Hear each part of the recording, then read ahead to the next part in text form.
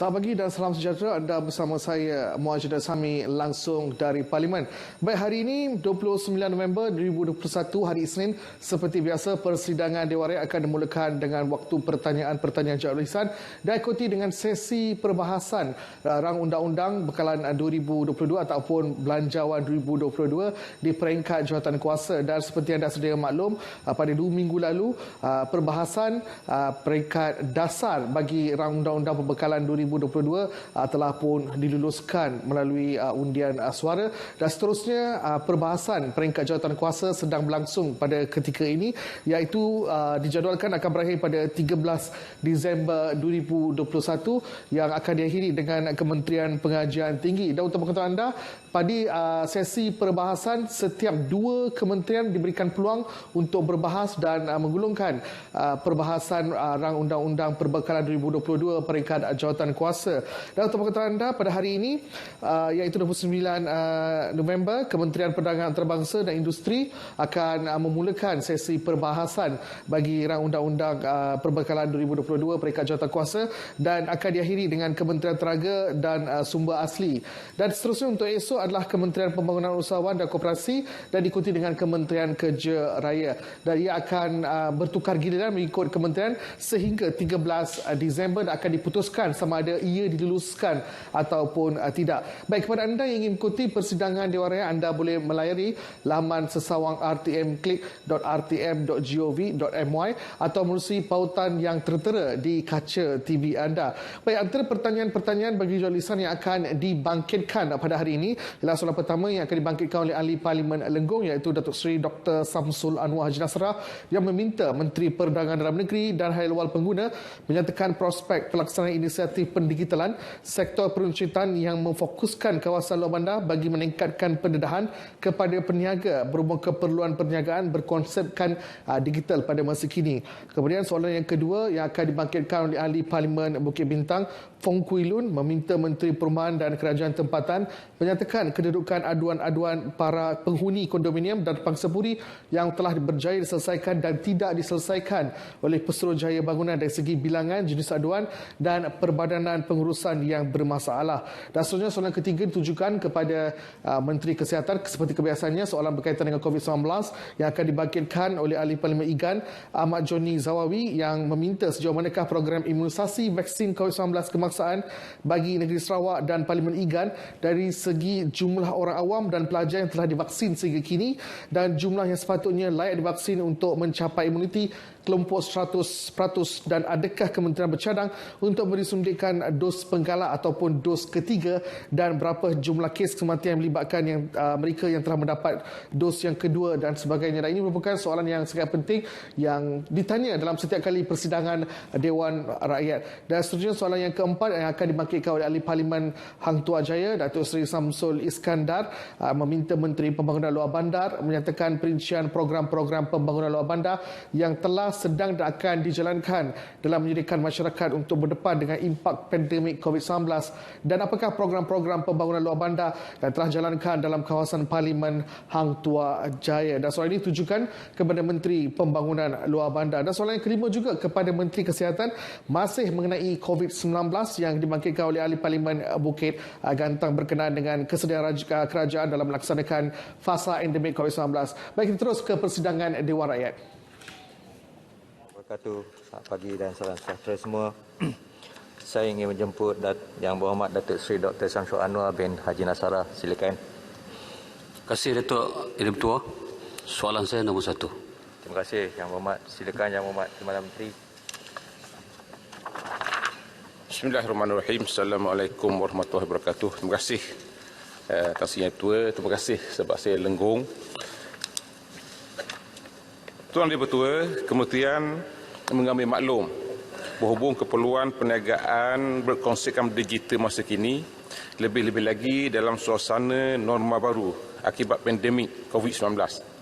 Dan peralihan perniagaan secara digital terutamanya bagi peniaga-peniaga di kawasan luar bandar wajar diberi perhatian sepenuhnya supaya mereka tidak ketinggalan dalam mengembangkan perniagaan melalui teknologi terkini ini. Untuk makluman Dewan Yang Mulia dan juga Berhormat Lenggong, kita telah melancarkan satu program yang dinamakan READY, Retail Digitalization Initiative ataupun REDI untuk memfokuskan kawasan luar bandar, dan 2 tempat pelancaran telah kita laksanakan, iaitu pada 30 hari bulan 10 yang lalu kita buat di Hulu Terengganu Kuala Berang, dan kemarin 28 hari bulan 11 kita buat di Kapit. Dan sambutannya cukup menggalakkan daripada pengguna, daripada peniaga dan juga daripada penyedia e-wallet. Terima kasih. Terima kasih. Silakan soalan tambahan pertama. Betul. Realiti waktu ini harga barang naik, Tuan Menteri. Memang naik. Dan pemantauan penguasaan mesti dibuat segera, kerana rakyat terkesan sangat dengan isu ini.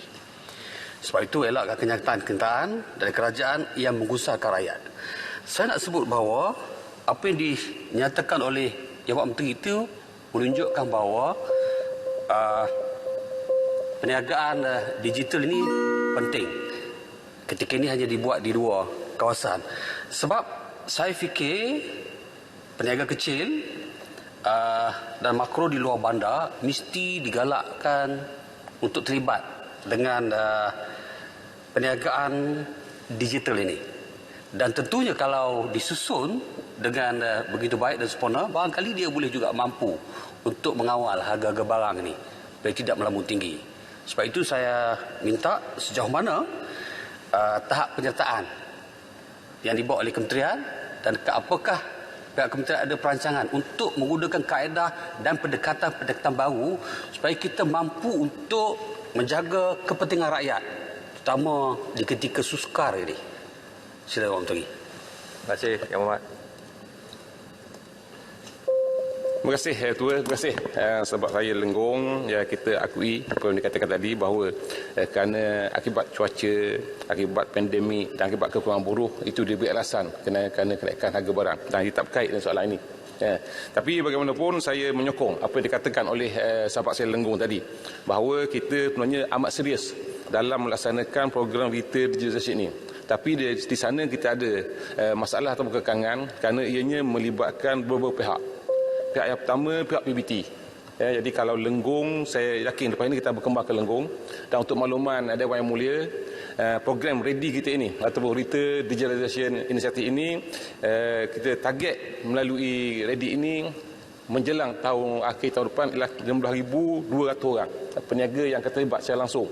Dan ianya perlu kerjasama daripada penyedia e-wallet, daripada penjual, pengguna perlu dimaklumkan hal tersebut, dan yang sama ialah liputan internet dengan SKMM ataupun Kementerian Komunikasi dan Multimedia.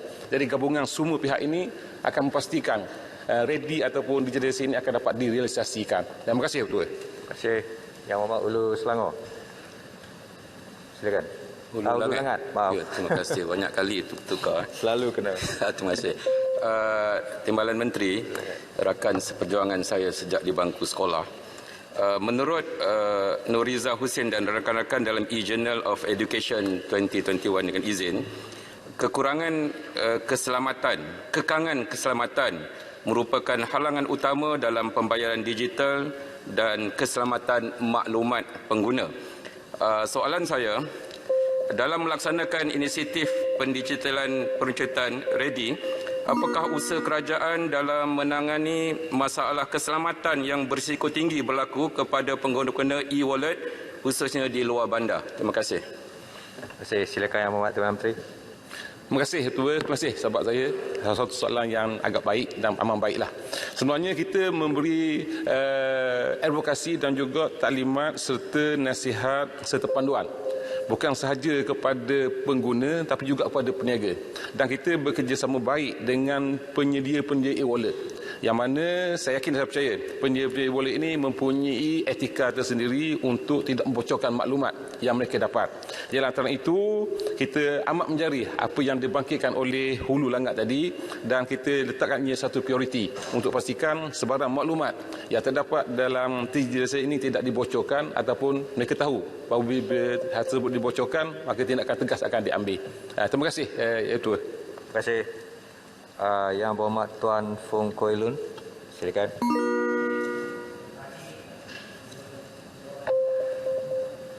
Soalan 2.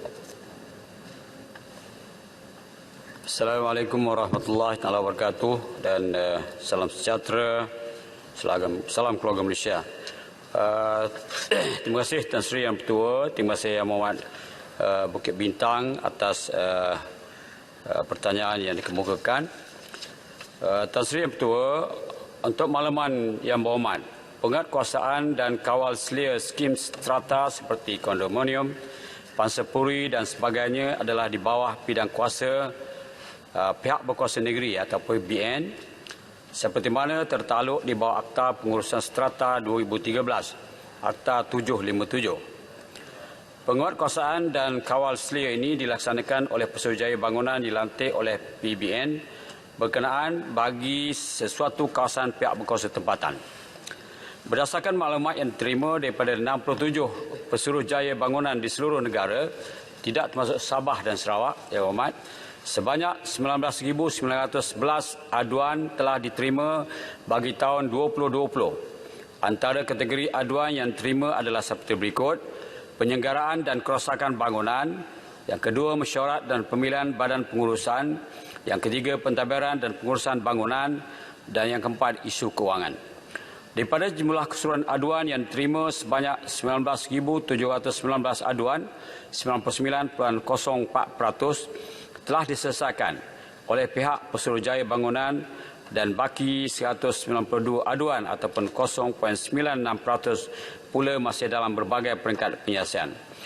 Untuk makluman Yang Berhormat, semua 12 buah negeri, tidak termasuk Sabah dan Sarawak, mempunyai kes aduan seperti yang saya nyatakan di atas.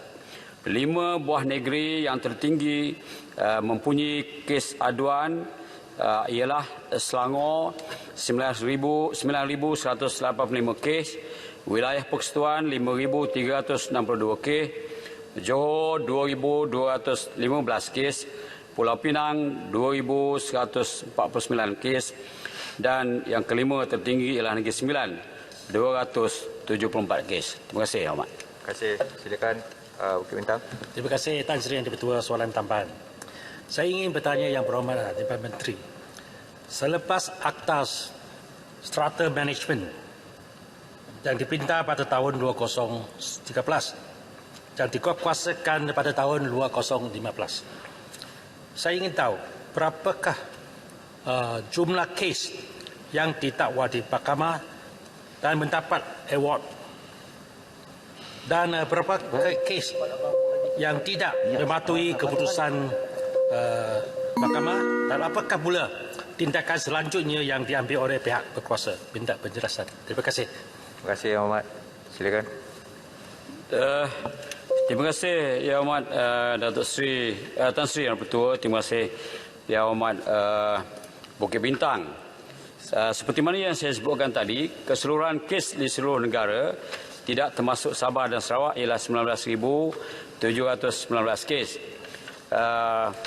Oleh kerana kes-kes ataupun aduan-aduan ini dikendalikan oleh pihak negeri-negeri, maka detail kepada kes-kes ini tidak dimiliki oleh kita, dan KPKT sedang menyelaraskan untuk mendapatkan maklumat tentang kes-kes ini. Sebab itulah kita hanya mendapat maklumat tentang kes-kes aduan ini ialah pada hujung tahun.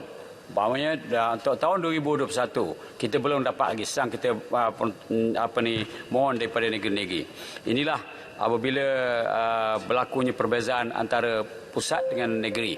Sebab itulah kes yang Yang Berhormat sebutkan tadi tidak ada dalam simpanan saya, dan insya-Allah Yang Berhormat saya akan buat secara bertulis untuk makluman dan pengetahuan Yang Berhormat. Terima kasih banyak. Terima kasih Mas. Tebrau. Terima kasih Tan Sri Yang Di-Pertua. Ya. Terima kasih kepada Timbalan Menteri yang berikan jawapan yang cukup baik. Tapi tadi saya ada dengar Johor adalah negeri yang ketiga yang ada banyak masalah yang sedang selesaikan atau belum diselesaikan. Jadi soalan saya adalah apa sebabnya yang buat masalah ini berulang walaupun peruntukan banyak sudah disalurkan atau kerajaan sudah membantu menyelesaikan, tapi masih berulang. Saya bagi satu contoh lah, di kawasan saya pun ada macam PPR di kawasan saya. Sebab adalah tak cukup tanah. Jadi kutipan dari pengurusan Badan Pengurusan tidak mencukupi untuk buat kerja perbaikan atau naik taraf atau penyelenggaraan yang diminta. Jadi kalau ini akan berlaku, jadi kerajaan persekutuan pada masa yang akan datang dia akan bertambah peruntukan saja, dan saya tidak nampak masalah ini akan diselesaikan. Minta jawapan dari Timbalan Menteri. Ya. Terima kasih Tuan Sri Ketua. Terima kasih Yang Berhormat Tebrau. Kita sebenarnya telah menyediakan peruntukan pembaikan kepada rumah-rumah ataupun kondo dan juga Pansapuri ini. Sebab itulah sebagai contoh pada tahun ini saja kita telah menyediakan peruntukan sejumlah 69 juta. Dan kita telah belanjakan 22 juta bagi membantu projek-projek dan juga isu-isu yang dibangkitkan oleh penduduk berkenaan dengan perumahan di sini. Jadi saya ingat Tan Sri Ketua, kita kena rundingkan antara kerajaan pusat dengan kerajaan negeri untuk kita mencari jalan bagaimana kita boleh menurunkan kadar kes aduan dan sebagainya yang boleh menjejaskan keselesaan dan keharmonian di kawasan-kawasan berkenaan. Terima kasih. Satu lagi. Papa minta kasihan. Maaf Pak Mas, Papa dah tunggu lama sebenarnya. Okey. Awal-awal dah bangun. Kerajaan tak dapat lagi. Maaf. Terima kasih Tan Sri Yang di-Pertua. Saya meneliti jawapan-jawapan yang telah diberikan oleh YB Menteri tadi. Di Papar memang banyak perumahan PPR, dan mereka ini kesemuanya kalau dikira memang berpendapatan rendah. Tapi apa yang saya baru terima ialah rungutan daripada penghuni-penghuni di Taman Kinaru Tria, di mana mereka ini meluahkan perasaan sedih betul kepada saya kerana waktu PKPD dan PKP mereka ini memang sangat-sangat terkesan. Jadi Perdana Menteri kita baru-baru ini ada mengumumkan bahawa moratorium untuk PPR ini atau sewa ini akan diteruskan hingga Disember 2022. Akan tetapi apa yang mereka rasa ialah mereka disuruh bayar bermula daripada bulan Oktober tahun ini.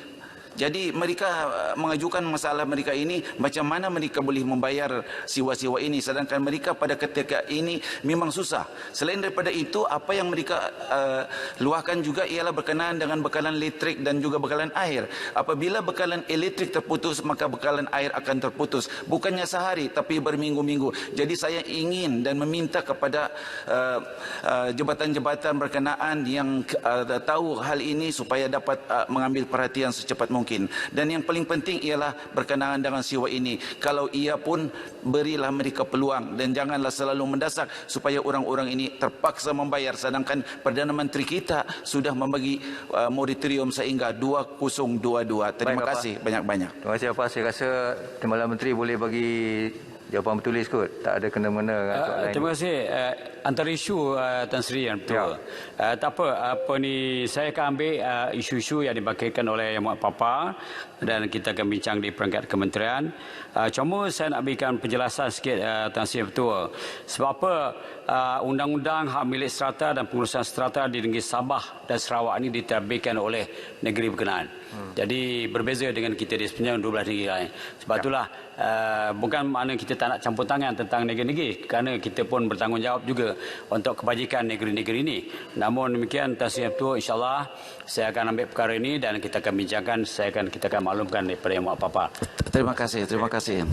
Yang Berhormat Tuan Ahmad Johnny bin Zawawi, silakan. Terima kasih Datuk Tan Sri Yang di-Pertua. 2-3 kucing berlari, soalan nombor 3, mohon jawapan diberi. Terima kasih. Silakan Yang Berhormat Timbalan Menteri. Terima kasih Tan Sri Ketua. Terima kasih Yang Berhormat Igan. Tuan Yang Dipertua, status liputan vaksin di wilayah Sarawak sehingga 27 November 2021 adalah seperti berikut. Seramai 1,895,532 atau 92.8% penduduk dewasa di negeri Sarawak berumur 18 tahun ke atas telah diberi vaksin, sekurang-kurangnya 1 dos. Manakala 1,859,794 atau 91.1% telah diberikan dos lengkap. Seramai 259,648 atau 88.6% penduduk remaja telah diberikan vaksin sekurang-kurangnya 1 dos, manakala 251,736 atau 85.9% telah diberikan vaksin dos lengkap.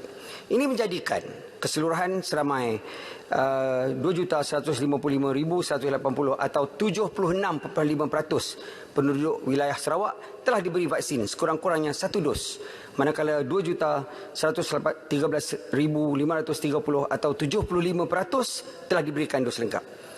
Status liputan di Parlimen Igan untuk daerah sehingga 26 November, seramai 27,266 atau 87.1% penduduk dewasa di kawasan ini telah diberikan vaksin sekurang-kurangnya 1 dos, manakala 27,197 atau 86.9% telah diberikan dos lengkap. Seramai 3,988 atau 83.1% penduduk remaja telah diberikan vaksin sekurang-kurangnya 1 dos, manakala 3,930 atau 81.9% telah diberikan dos lengkap. Ini menjadikan keseluruhan seramai 31,254 atau 86.6% penduduk di Parlimen Igan telah diberi vaksin sekurang-kurangnya 1 dos, manakala 31,127 atau 86.2% telah diberikan dos lengkap. KKM telah memulakan pemberian vaksin dos penggalak dan dos tambahan bermula 13 Oktober 2021. Tujuan pemberian dos penggalak adalah untuk memastikan imuniti yang diperolehi selepas menerima dos lengkap dapat dikekalkan untuk tempoh yang optimal, khususnya terhadap jangkitan varian Delta. Inisiatif ini juga telah dilaksanakan untuk mengekalkan peningkatan semula untuk mengelakkan peningkatan semula COVID-19 di negara ini, terutamanya di kalangan kumpulan berisiko tinggi termasuk petugas barisan hadapan kesihatan dan bukan kesihatan, warga emas berumur 60 tahun dan individu dengan komorbid, dan seterusnya memastikan perkhidmatan kesihatan terus berfungsi.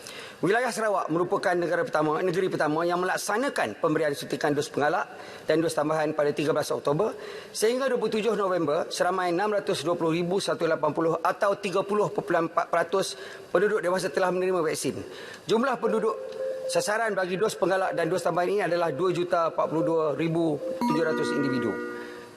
Sarawak merupakan negeri yang mempunyai kadar dos penggalak yang paling tinggi dalam negara ini. Tahniah Sarawak. Sedikit dari 1 Januari 2021 hingga 27 November, sebanyak 29,809 kes kematian telah dilaporkan. Daripada analisis data kematian, risiko kematian COVID-19 dalam kalangan individu yang tiada vaksinasi atau tidak dapat vaksinasi lengkap adalah 17.9 kali ganda berbanding mereka yang mendapat imunisasi lengkap. Daripada jumlah kematian tersebut, hanya 3,994 kes atau 13.4% telah mendapat vaksinasi yang lengkap, manakala iaitu 5,817 atau 19.5% telah mendapat 1 dos vaksin atau 2 dos vaksin atau 2 dos tetapi tidak melebihi 14 hari dari tarikh dos kedua, dan 19,998 kes atau 67.1% lagi tidak divaksinasi. Terima kasih Tuan Yang Dipertua. Terima kasih. Soalan tambahan pertama. Terima kasih Tan Sri Yang Dipertua. Terima kasih Yang Berhormat Timbalan Menteri atas jawapan yang telah diberikan.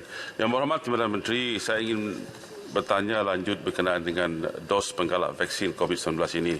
Kerana kalau berdasarkan statistik terkini Kementerian Kesihatan Malaysia, suntikan dos penggalak di negara kita hanya pada kadar 6.78% sahaja daripada jumlah individu yang lengkap dos vaksin, 2 dos vaksin. vaksinasi dan statistik ini menunjukkan kadar suntikan dos penggalak masih terlalu rendah. Keadaan ini amat tidak baik. Lebih-lebih lagi, dapatan kajian juga menunjukkan paras antibodi COVID-19 individu yang lengkap menerima 2 dos suntikan vaksin boleh berkurangan melebihi 50% selepas 10 minggu. Soalan saya yang berhormat Perdana Menteri, sejauh manakah tindakan yang diambil oleh kementerian bagi meyakinkan orang ramai supaya menerima suntikan dos penggalak ini, kerana sekarang ini berbagai persepsi negatif yang kita dengar mengenai kesan sampingan vaksin dos penggalak ini, dan adakah kementerian bercadang untuk menjadikan vaksin dos penggalak ini sebagai mandatory kepada orang ramai untuk diklasifikasikan sebagai penerima dos vaksin yang lengkap. Lebih-lebih lagi sekarang ini wujud varian Omicron yang sangat bahaya daripada varian Delta sebelum ini. Dan berapa kerapkah dos penggalak ini akan diberikan kepada orang ramai? Adakah setahun sekali ataupun sekali dalam masa 2 tahun? Terima kasih Yang Berhormat Perdana Menteri. Mohon pencerahan. 3 soalan tu, Abi. Ya, banyak soalan. Ya. Kita jawab yang penting. Tan Sri. Ya. Terima kasih Yang Berhormat Igan untuk menunjukkan Yang Berhormatnya sangat prihatin tentang perkara ini. Dos penggalak ni atau booster dose ni sangat penting. Sebab kajian menunjukkan setelah 6 bulan dan sebagainya, imuniti berkurangan. Dan kajian-kajian di luar negara, banyak juga negara yang telah buat kajian yang menunjukkan dengan adanya dos penggalak meningkatkan imuniti. Jadi dengan ini maka kuranglah jangkitan semula ataupun keterokan bila mendapat jangkitan. Saya percaya di negara kita ni ada sedikit kelekaan berlaku sebab masing-masing kita dah mencapai hampir 80% seluruh penduduk populasi di Malaysia ni mendapat dos penuh. Kita dah 77.7%. Jadi ada kelekaan sedikit situ yang menyebabkan rasa macam dah okey. Tapi kita mesti faham dengan kewujudan varian-varian baru yang tadi disebut Omicron ini, yang telah dijumpai di South Africa dan juga yang terkini di Hong Kong, adalah dekat dengan kawasan kita. Sebab itu kerajaan hari ini begitu prihatin dan telah memulakan langkah-langkah kawalan ketat. Kawalan ketat tidak membenarkan orang-orang daripada kawasan-kawasan yang tertentu yang ada jangkitan Omicron ini untuk datang ke Malaysia. Dan mereka yang datang akan dibuat ujian dan akan buat kuarantin selama 14 hari.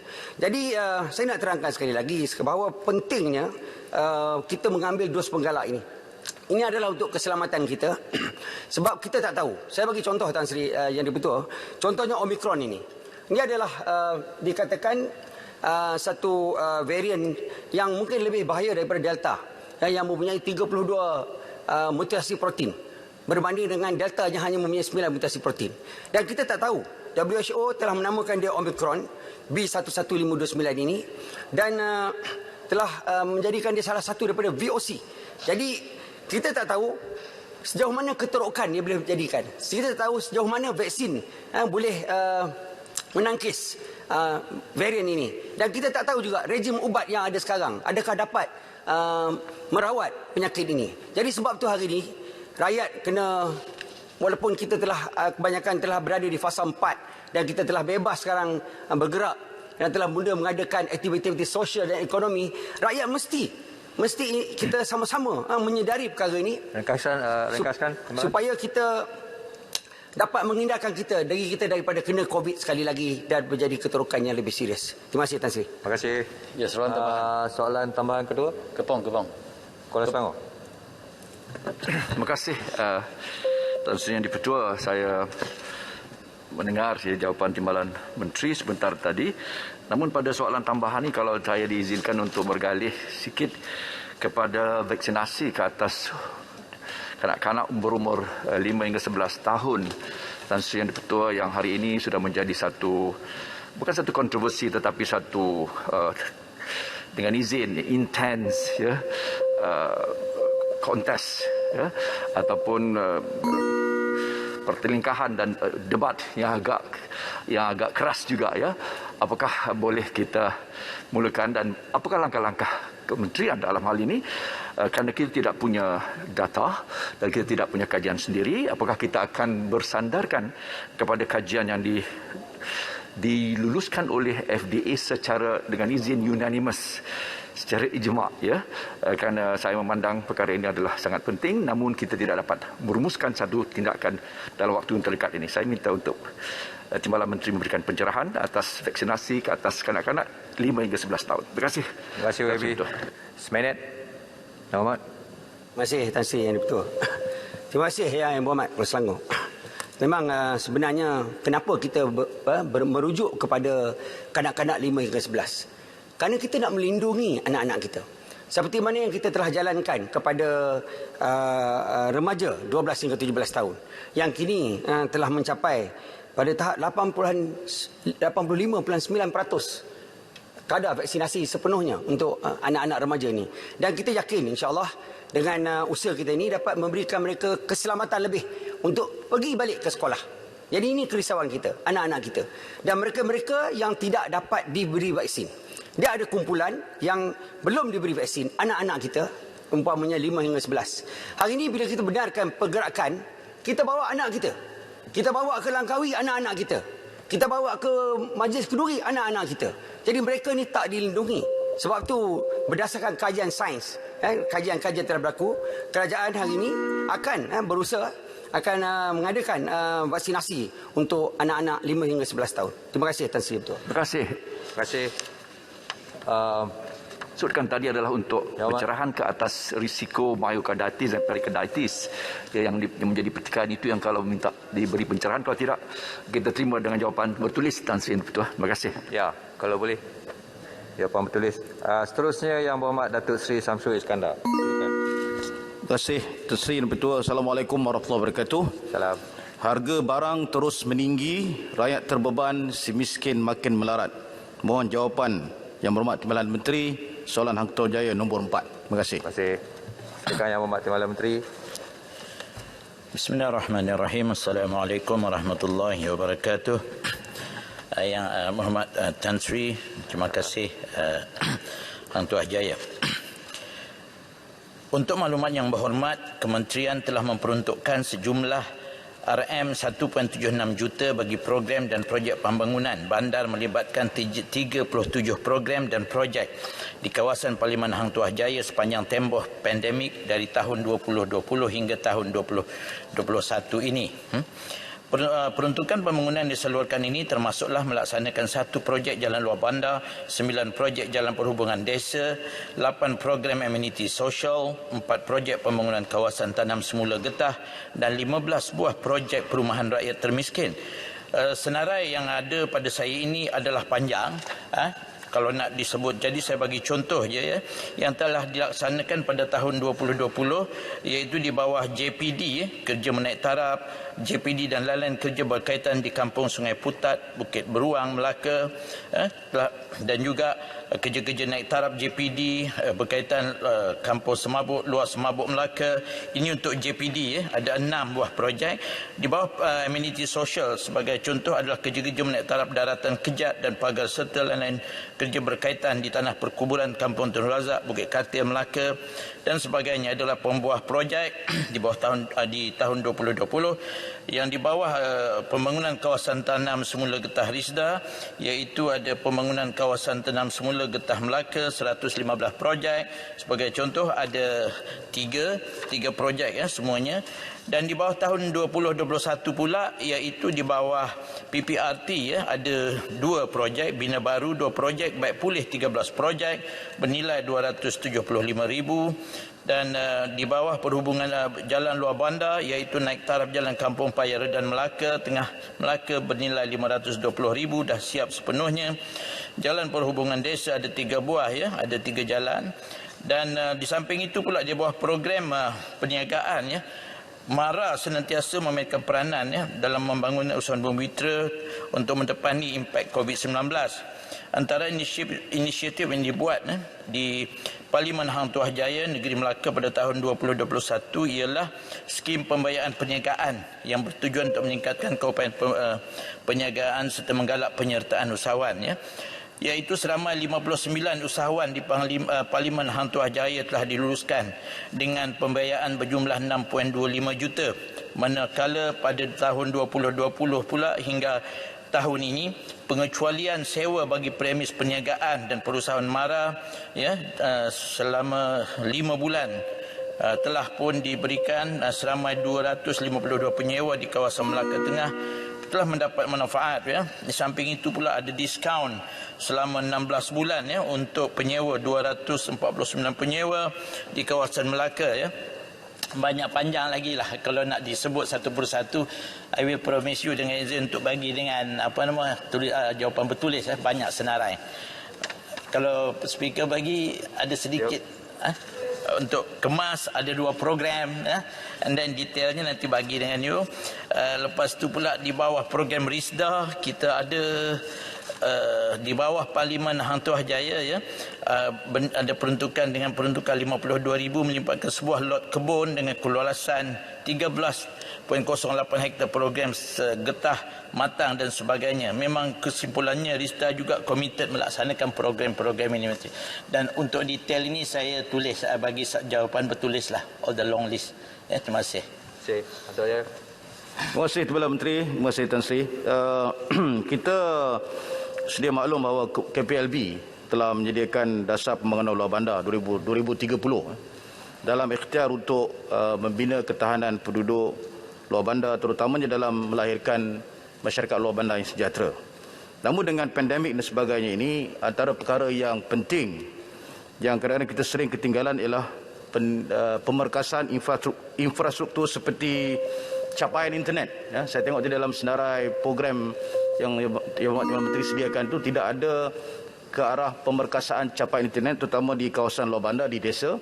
Apakah di sana terdapat strategi kerjasama dengan kementerian lain untuk memperkasakan bab ini? Terima kasih, Tan Sri. Terima kasih, Muhammad. Terima kasih, YB Hang Tuah Jaya. Yang sebenarnya tempoh hari Menteri kami, Datuk Sri Mahathir Khalid telah pun menyatakan bahawa kita juga ingin nak bekerjasama dengan Kementerian Komunikasi untuk memperkasakan di luar bandar, di Felda, di pendalaman bersama-sama. Sebab sekarang ini bukan tak ada tetapi ianya the buffering so bad lah. Jadi kita nak bersama-sama, memang ada usaha itu. Bukan hanya di sini saja, juga di Sabah dan Sarawak untuk bekerjasama lah. Memang kita mengakui sebab sekarang kita untuk nak usahawan kita melalui digital dan sebagainya, so it have to be improved lah di luar bandar. So KPLB memang ada usaha untuk bekerjasama dengan Kementerian Komunikasi khususnya, dan mungkin di Sarawak dengan Sarawak Multimedia dan sebagainya. Terima kasih. Terima kasih. Ya, jemput. Ya, terima kasih Yang Hormat Tan Sri. Saya difahamkan setakat Ogos lalu KBLB telah meneruskan sebanyak 1,165 program pembangunan untuk memulih dan merancangkan ekonomi di luar bandar, membabitkan peruntukan sebanyak 5.78 bilion ringgit. Soalan saya, apakah program-program yang telah dilaksanakan oleh kementerian sepanjang tahun ini dalam merancangkan budaya usahawan penduduk luar bandar, iaitu menarik lebih ramai lagi untuk terlibat dalam aktiviti keusahawanan, dan sejauh manakah usahawan kementerian terhadap pengadaptasian ekonomi digital kepada usahawan luar bandar dalam era pemulihan pasca COVID-19. Terima kasih. Terima kasih Yang Hormat Jempol. Silakan. Terima kasih Tan Sri, terima kasih Jempol. Satu soalan berkaitan dengan senarai, saya tak dapat nak bagikan sebab it's a very long list. Saya akan beri jawapan dengan secara bertulis. Tetapi dengan tentang pengadaptasian ini, rasanya daripada sejak Mac tahun 2020, kita dah rakyat bukan hanya di luar bandar, malah di bandar pun sama, kita dah mula belajar membeli barang melalui talian dan sebagainya, dan juga peniaga sudah mula menggunakan perniagaan melalui talian. Selama hampir 2 tahun kita telah pun melalui perkara ini. Rasanya perkara ini tidak akan diberhentikan walaupun dah kita pulih. Rasanya ianya akan makin dirancangkan lagi, sebab ianya juga adalah satu cara, apatah lagi kalau peniaga atau usahawan yang tak mempunyai premis dan sebagainya, perniagaan dari rumah dan sebagainya. Jadi rasanya perkara ini memang insya-Allah kita dah mula belajar dah sejak 2 tahun ini dan akan dirancangkan lagi. Dan pasal senarai tadi saya katakan saya akan beri secara bertulis. Terima kasih. Terima kasih Yang Hormat Menteri. Yang Berhormat Datuk Seri Dr. Mujahid bin Yusof Rawal. Silakan. Terima kasih Tan Sri Speaker. Kalau mau berpantun begini bunyinya. Eloklah kita bersiap siaga, musuh mara kita benam, negara kita jaga. Mohon Menteri soalan nombor 6. Terima kasih Yang Berhormat. Silakan Yang Berhormat Timbalan Menteri. Ya. Bismillahirrahmanirrahim. Terima kasih Tan Sri Di-Pertua. Terima kasih Yang Berhormat Parit Bunta atas soalan yang dikemukakan. Tan Sri Di-Pertua, dasar perpaduan negara dan rangka tindakan dengan izin blueprint perpaduan negara 2021-2030 iaitu 10 tahun akan datang yang berlandaskan kepada perlembagaan persekutuan dan rukun negara memberi penekanan kepada pemantapan ekosistem perpaduan yang juga merangkumi penguatkuasaan undang-undang dan keberkesanan mekanisme pemantauan. Bagi memastikan hubungan damai berbagai kaum di negara ini dapat dikekalkan dan menangani isu antara kaum, kerajaan telah menguatkuasakan undang-undang seperti berikut. Yang pertama, Seksyen 233 Akta Komunikasi dan Multimedia 1998, Akta 588, iaitu kesalahan penggunaan tidak wajar kemudahan rangkaian atau perkhidmatan rangkaian. Yang kedua, Seksyen 506 Kanun Keseksaan Akta 574, iaitu kesalahan menakutkan secara jenayah. Yang ketiga, Seksyen 505 Kanun Keseksaan Akta 574, iaitu kesalahan mengeluarkan kenyataan-kenyataan yang mendatangkan khianat awam. Yang keempat, Seksyen 504 Kanun Keseksaan Akta 574, iaitu kesalahan dengan sengaja mengaibkan dengan niat hendak membangkitkan pecah keamanan. Dan yang terakhir, Seksyen 4-1 Akta Hasutan 1948, iaitu Akta 15, iaitu kesalahan menghasut. Kementerian Pertahanan Negara amat menitikberatkan tindakan penguatkuasaan secara saksama kepada semua pihak tanpa mengira bangsa dan agama. Kedua-dua dokumen yang baru kita lancarkan semalam oleh Amat Berhormat Perdana Menteri menjadi asas dan garis panduan kepada masyarakat tanpa mengira kaum dan agama dalam mengukuhkan nilai perpaduan dalam kalangan rakyat Malaysia. Terima kasih. Terima kasih. Soalan tambahan Yang Berhormat. Terima kasih Tan Sri Speaker. Sama ada Timbalan Menteri tidak mengikuti perkembangan semasa, saya ingin betulkan bahawa blueprint yang dimaksudkan perpaduan negara itu pernah dan sudah pun disebut sebelum ini pada tahun 2011 lagi. Dan saya ada local standard untuk bercakap Tan Sri kerana saya adalah pengurusi Majlis Perpaduan Negara di mana saya terlibat untuk membentuk akta kebencian kaum ini. Jadi saya hanya mendengar ulangan tip lama dan seksyen yang disebut dalam akta hasutan baik akta multimedia itu dia menumpang Tan Sri Speaker.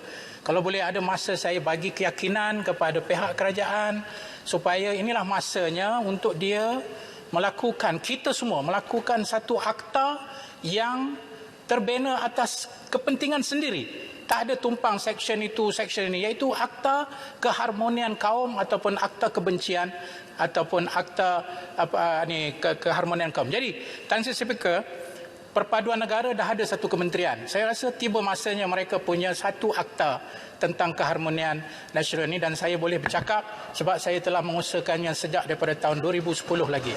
Ya. Jadi cadanganlah Yang Berhormat, tak ada soalan Dia minta pandangan lah. Dia nak cakap apa lagi, dia nak ulang cerita lama balik ke? Okey, Yang Berhormat. Pandangan, komen. Terima kasih Yang Berhormat Parit Bunta atas cadangan yang boleh dipertimbangkan. Cuma di peringkat Kementerian Perpaduan Negara, kita mengambil pendekatan yang lebih kepada mendidik dan memperkasakan tadi saya cakap ekosistem perpaduan. Saya rasa hate speech dengan izin tentang undang-undang yang berkenaan ini sudah cukup kita boleh manfaatkan peruntukan-peruntukan undang-undang yang telah saya sebutkan tadi untuk menangani sebarang isu-isu yang sensitif melibatkan kaum dan agama. Dan saya rasa lebih baik kita tumpukan kepada dua pelan yang dilancarkan semalam, iaitu pelan 10 tahun tindakan, pelan tindakan perpaduan negara dan juga pelan 5 tahun keluarga Malaysia yang Amat Berhormat Perdana Menteri telah lancarkan. Saya yakin insya-Allah rakyat Malaysia dengan demokrasi yang matang mampu mengambil kira pendekatan ini berbanding pendekatan yang bersifat punitif ataupun yang lebih mentegah itu. Terima kasih. Ya, terima kasih Yang Berhormat Farid. Silakan. Terima kasih Speaker. Terlebih dulu saya ingin merakamkan ucapan tahniah kepada kementerian yang telah pun melancarkan pelantikan perpaduan negara 2021-2030 dan juga perpaduan keluarga Malaysia. Saya ingin bertanya kepada Menteri, apakah usaha bersama kementerian lain ataupun agensi yang berkaitan serta NGO dalam memantau aktiviti pengeksploitasian emosi perkauman dan juga keagamaan yang sering berlaku khususnya di dalam talian ataupun media sosial, dan apakah bentuk kempen kesedaran dan semangat perpaduan yang telah diwujudkan oleh kementerian terhadap kumpulan SASA yang terdiri daripada pelajar sekolah, mahasiswa, NGO dan juga masyarakat sibil. Terima kasih. Terima kasih. Silakan Yang Berhormat. Terima kasih Yang Berhormat Farid atas soalan yang dikemukakan. Memang bila kita bercakap tentang perpaduan negara ataupun nasional, ianya melibatkan rentas kementerian dan juga agensi. Kami tidak mampu melaksanakan agenda perpaduan ini dengan sendiri. Kita perlukan kerjasama, dokongan bukan sahaja daripada pihak kerajaan tapi juga perbankan. Saya ingin rakamkan terima kasih kepada Ahli Dewan Negara dan rakyat daripada pihak perbankan yang hadir semalam turut menyokong kepada pelancaran tersebut. Ya, Tan Sri Speaker pun hadir. Ini satu pendekatan yang baik kerana bila kita melibatkan the whole of government dan juga whole of society approach dengan izin, barulah perpaduan itu dapat diterjemahkan dalam masyarakat. Dan di peringkat sekolah dan universiti dan sektor pendidikan, kita memang bekerjasama rapat dengan Kementerian Pendidikan dan Kementerian Pendidikan Tinggi tentang rukun negara. Kita ingin mewujudkan, sudah pun ada Sekretariat Rukun Negara, Kelab Rukun Negara di peringkat sekolah untuk kita benar-benar merakyatkan dokumen penting ini dalam memastikan anak-anak muda memahami makna perpaduan negara yang cukup-cukup berharga ini. Terima kasih. Soalan tambahan, Speaker. Ya, ringkas ya. Soalan tambahan saya adalah, sudahkah Menteri ataupun Kementerian Perpaduan berjumpa dengan parti-parti politik, terutamanya Bersatu, UMNO, PAS, MCA, MIC, kerana kita lihat baru-baru ini sahaja kempen di Melaka banyak material online yang menggunakan penipuan ataupun berita palsu untuk menjejaskan ataupun influence untuk mempengaruhi undi. Kerana ini adalah elephant in the room, Tan Sri Speaker. Kementerian pergi launch satu blueprint ataupun satu konsep yang sangat indah, tetapi realiti di dalam kitchen, di dalam dapur mereka sendiri, bahan-bahan yang lain diajar kepada parti-parti, ahli-ahli parti mereka. Terima kasih. Sudahkah bertemu atau belum? Saya nak tambah yang kata Bumi Putera semua sama daripada parti segambut. Maaf, silakan. Untuk yang makluman yang muat segambut, buat masa ini belum ada pertemuan sebegitu. Cuma kalau ada sebarang isu-isu berbangkit melibatkan isu perkauman maupun agama sewaktu kempen Pilihan Raya Negeri yang lalu, silalah majukan laporan ataupun kepada SKMM kalau berlaku atas talian, dan juga aduan kepada kami untuk kita ambil tindakan ataupun soal siasat dahulu. Terima kasih. Boleh dapat satu lagi, Tan Sri Speaker? Tiga saja peraturan benarkah Yang Berhormat tempat. Maaf. Yang Berhormat Datuk Seri Haji Ahmad bin Haji Maslan, silakan. Sudah tiba musim tengkujuh, rakyat mesti diberi bantuan. Soalan saya nombor 7, harap Menteri tolong jawabkan. Silakan jawab, Timbalan Menteri. Assalamualaikum warahmatullahi wabarakatuh. Tan Sri Yang Di-Pertua dan terima kasih sahabat saya Yang Berhormat Datuk Seri Pontian. Berdasarkan pada soalan yang dibangkitkan, jadi laporan kaji selidik tenaga buruh Malaysia tahun 2020 oleh Jabatan Perangkaan Malaysia iaitu DOSEM, bilangan penduduk bekerja yang mempunyai kelayakan peringkat CJ, diploma dan ijazah adalah seramai 4.7 juta orang, iaitu 31.6%. Oleh disebabkan itu, kerajaan sentiasa berusaha dan komited untuk meningkatkan kemahiran dan pendapatan rakyat Malaysia dengan menyediakan program latihan pekerjaan atau perantisan bagi meningkatkan kemahiran, upskilling dengan izin, latihan semula, reskilling dan silang kemahiran ataupun cross-skilling.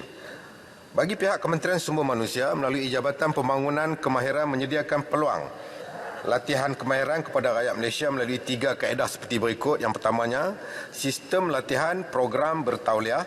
Yang kedua, sistem latihan dual nasional. Dan yang ketiga, pengiktirafan pencapaian terdahulu. Di samping itu, Kementerian melalui Pembangunan Sumber Manusia Berhad ataupun PSMB turut melaksanakan inisiatif penjana HRD Corp seperti berikut. Yang pertamanya, Place and Train.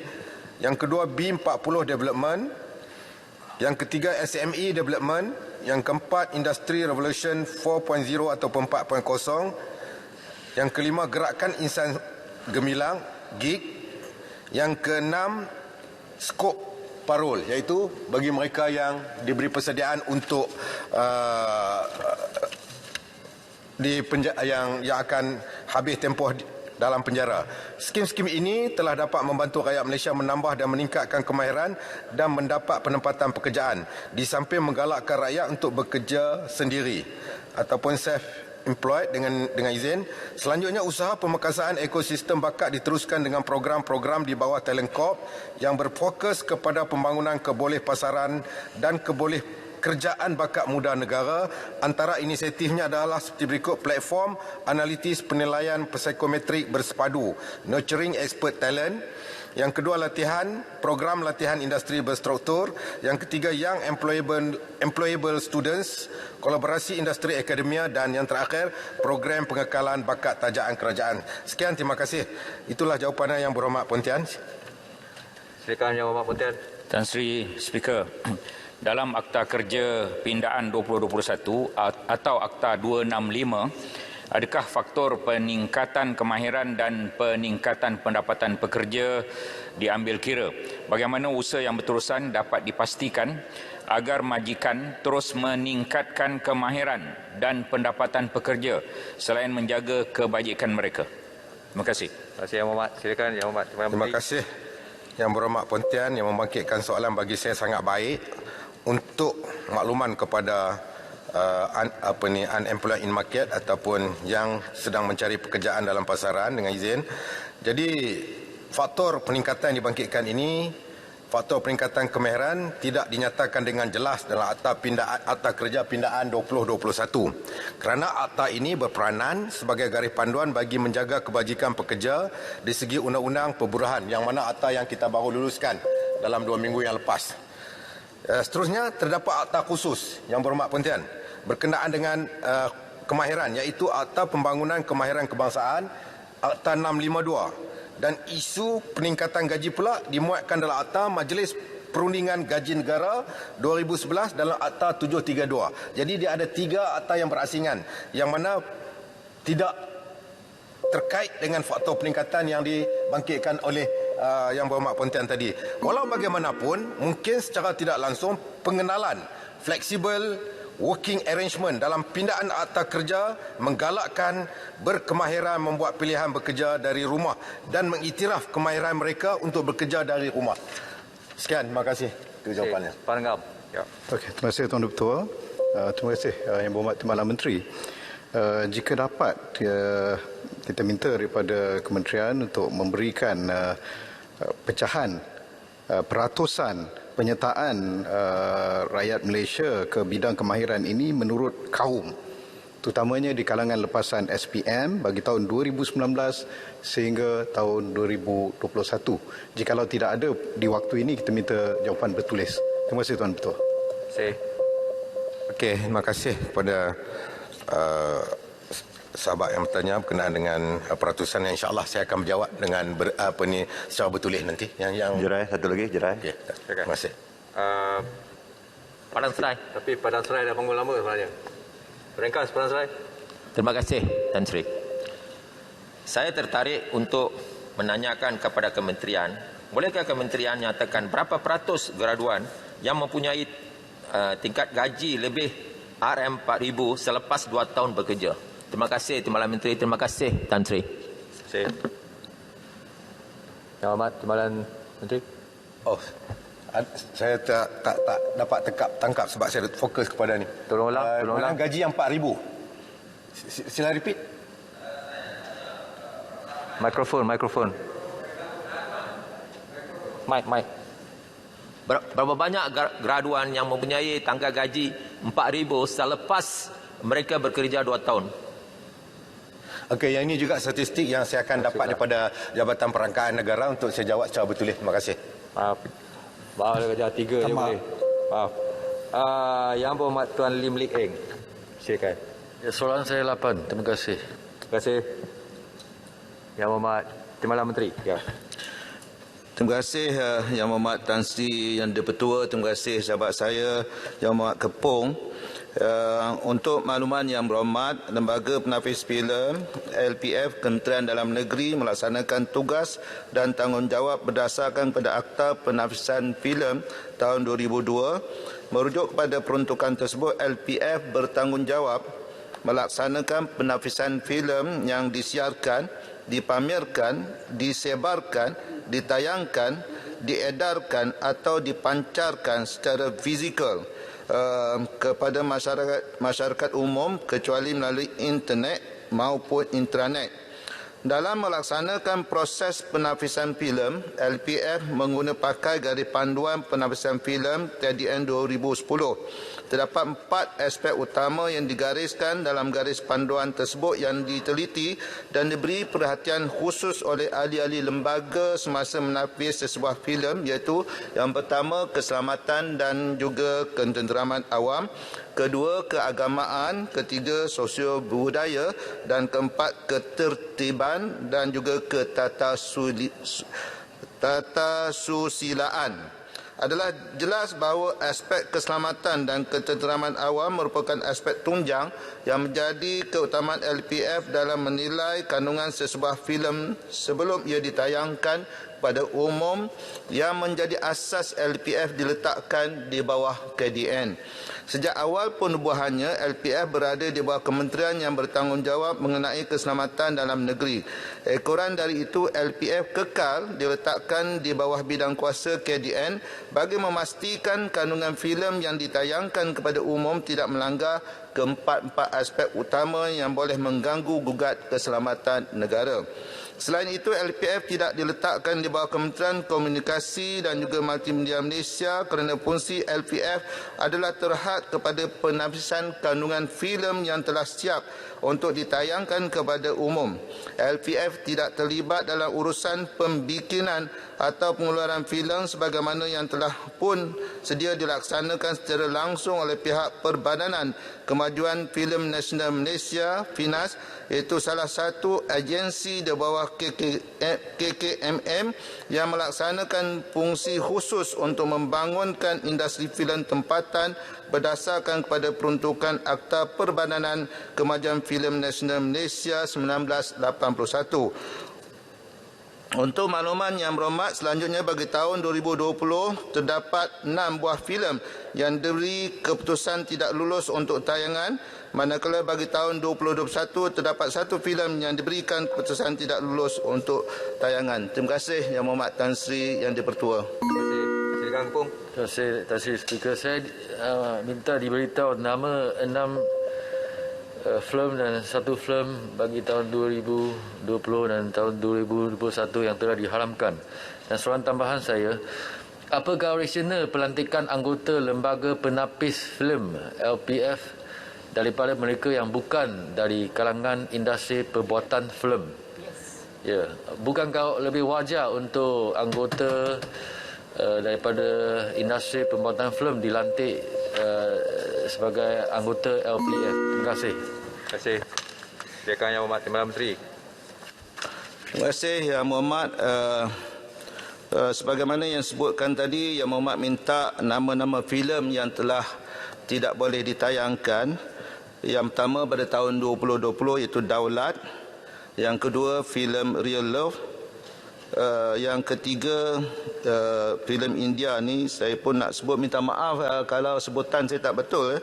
Subha Mangal Zayada Syavdan. Yang keempat Palu Padama Patuka. Yang kelima White Eye. Yang keenam Bolumi. Dan bagi tahun 2021 adalah Battle at Lake Jangjing.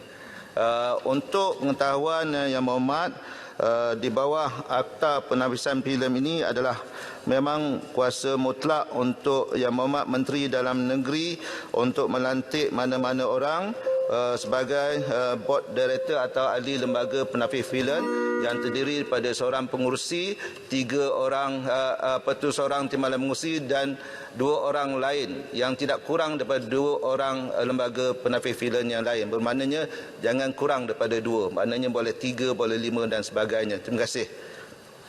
Yang Berhormat Tumpat. Ya. Terima kasih Tan Sri Ketua.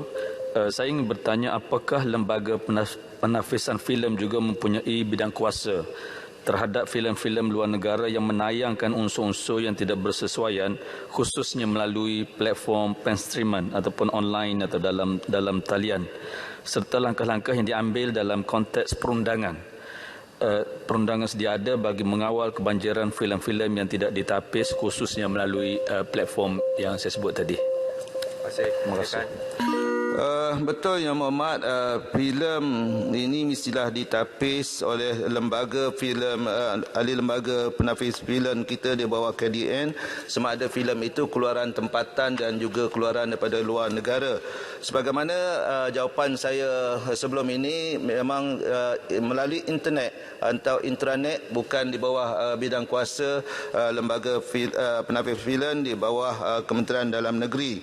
Tentang memang kita ada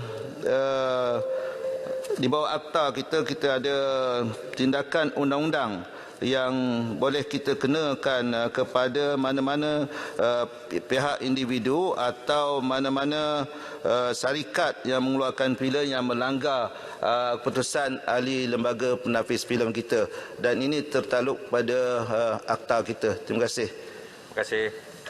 Seterusnya Yang Berhormat Tuan Stephen Chung. Terima kasih Tan Sri Yang Di-Pertua. Soalan saya, soalan 9. Terima kasih. Silakan Yang Berhormat Timbalan Menteri. Ya. Terima kasih Tan Sri Yang Di-Pertua. Kementerian telah menerusi Majlis Sukan Negara melaksanakan program Road to Tokyo 2020 sebagai persediaan atlet-atlet negara menghadapi cabaran untuk meraihkan pingat emas pertama di negara di Tamasya Sukan Olimpik Paralimpik Tokyo. Namun begitu, disebabkan oleh pandemik COVID-19, atlet-atlet negara telah melalui pelbagai cabaran baru yang sangat berbeza dan tiada presiden dengan izin sebelum ini ke atas program persediaan atlet.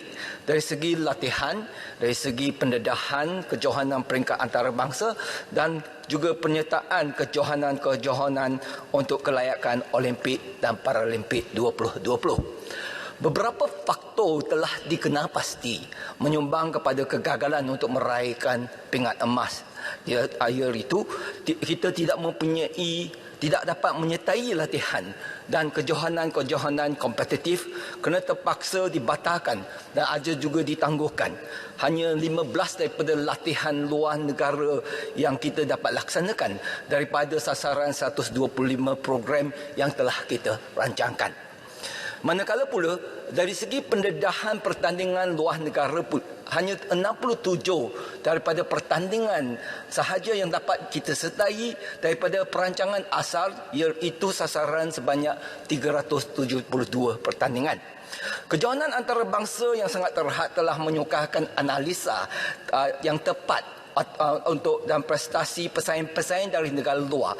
Tidak banyak data yang dapat kita kumpulkan atau dapat kita perolehi untuk membandingkan prestasi semasa atlet negara-negara dengan pesaingnya. Daya ketahanan mental atau psikologi di kalangan atlet negara semasa pandemik COVID-19 turut juga mempengaruhi prestasi atlet. Perkara ini bukan sahaja dihadapi oleh atlet-atlet tempatan, bahkan juga turut dialami oleh bintang-bintang Olimpik edisi lepas yang gagal mempertahankan pingat emas mereka seperti Simone Biles, Kohei Uchimura, Noah Lyles, Kento Momota, Novak Djokovic dan sebagainya. Untuk makluman ahli yang berhormat, kegagalan ini adalah tanggungjawab daripada semua pemegang taruh yang terlibat seperti Kementerian Persatuan, Sukan Kebangsaan, juru-juru latih dan juga atlet-atlet. Kegagalan ini bukanlah sesuatu yang kita ingini ataupun kita semua pihak memang bersama-sama berganding untuk mengatasi. Walau bagaimanapun, kementerian mengucapkan tahniah dan terima kasih kepada atlet-atlet negara yang telah berjuang sebaik mungkin mengalas amanah atas nama Malaysia di edisi Tokyo 2020 kali ini. Kesediaan berlatih dalam ancaman COVID-19 adalah satu pengorbanan yang besar demi mengharumkan nama negara Malaysia. Untuk makluman ahli-ahli yang berhormat, beberapa atlet perlu kita beri pujian atas peningkatan pencapaian seperti Datuk Muhammad Azul Hasni Awan dalam acara kegemarannya Karen yang berjaya memenangi 1 pingat perak sekaligus memperbaiki pencapaian di Sukan Olimpik Rio 2016 di mana beliau hanya meraih pingat gangsa, manakala gandingan Aaron Chia dan Sowi Yik menerusi acara bergu lelaki sukan badminton berjaya merangkumi pingat gangsa setelah menewaskan pasangan nombor 2 dunia dari Indonesia. Walau bagaimanapun pun, atlet negara tidak berjaya membawa pulang pingat emas pertama negara di Sukan Olimpik. Atlet para pula berjaya mencipta sejarah baru di pentas Sukan Paralimpik dengan meraih 3 pingat emas dan 2 pingat perak. Selain daripada itu, bagi menilai dan melihat semula kekurangan serta kelebihan program Road to Tokyo 2020, kementerian telah melaksanakan postmortem Olimpik Paralimpik Tokyo 2020. Sekian, terima kasih. Terima kasih. Yang Berhormat Tuan. Terima kasih kepada Yang Berhormat Timbalan Menteri memberikan jawapan atas soalan saya dan sudah mengenal pasti beberapa faktor yang jadilah punca tidak memungut pingat emas di Sukan Olimpik.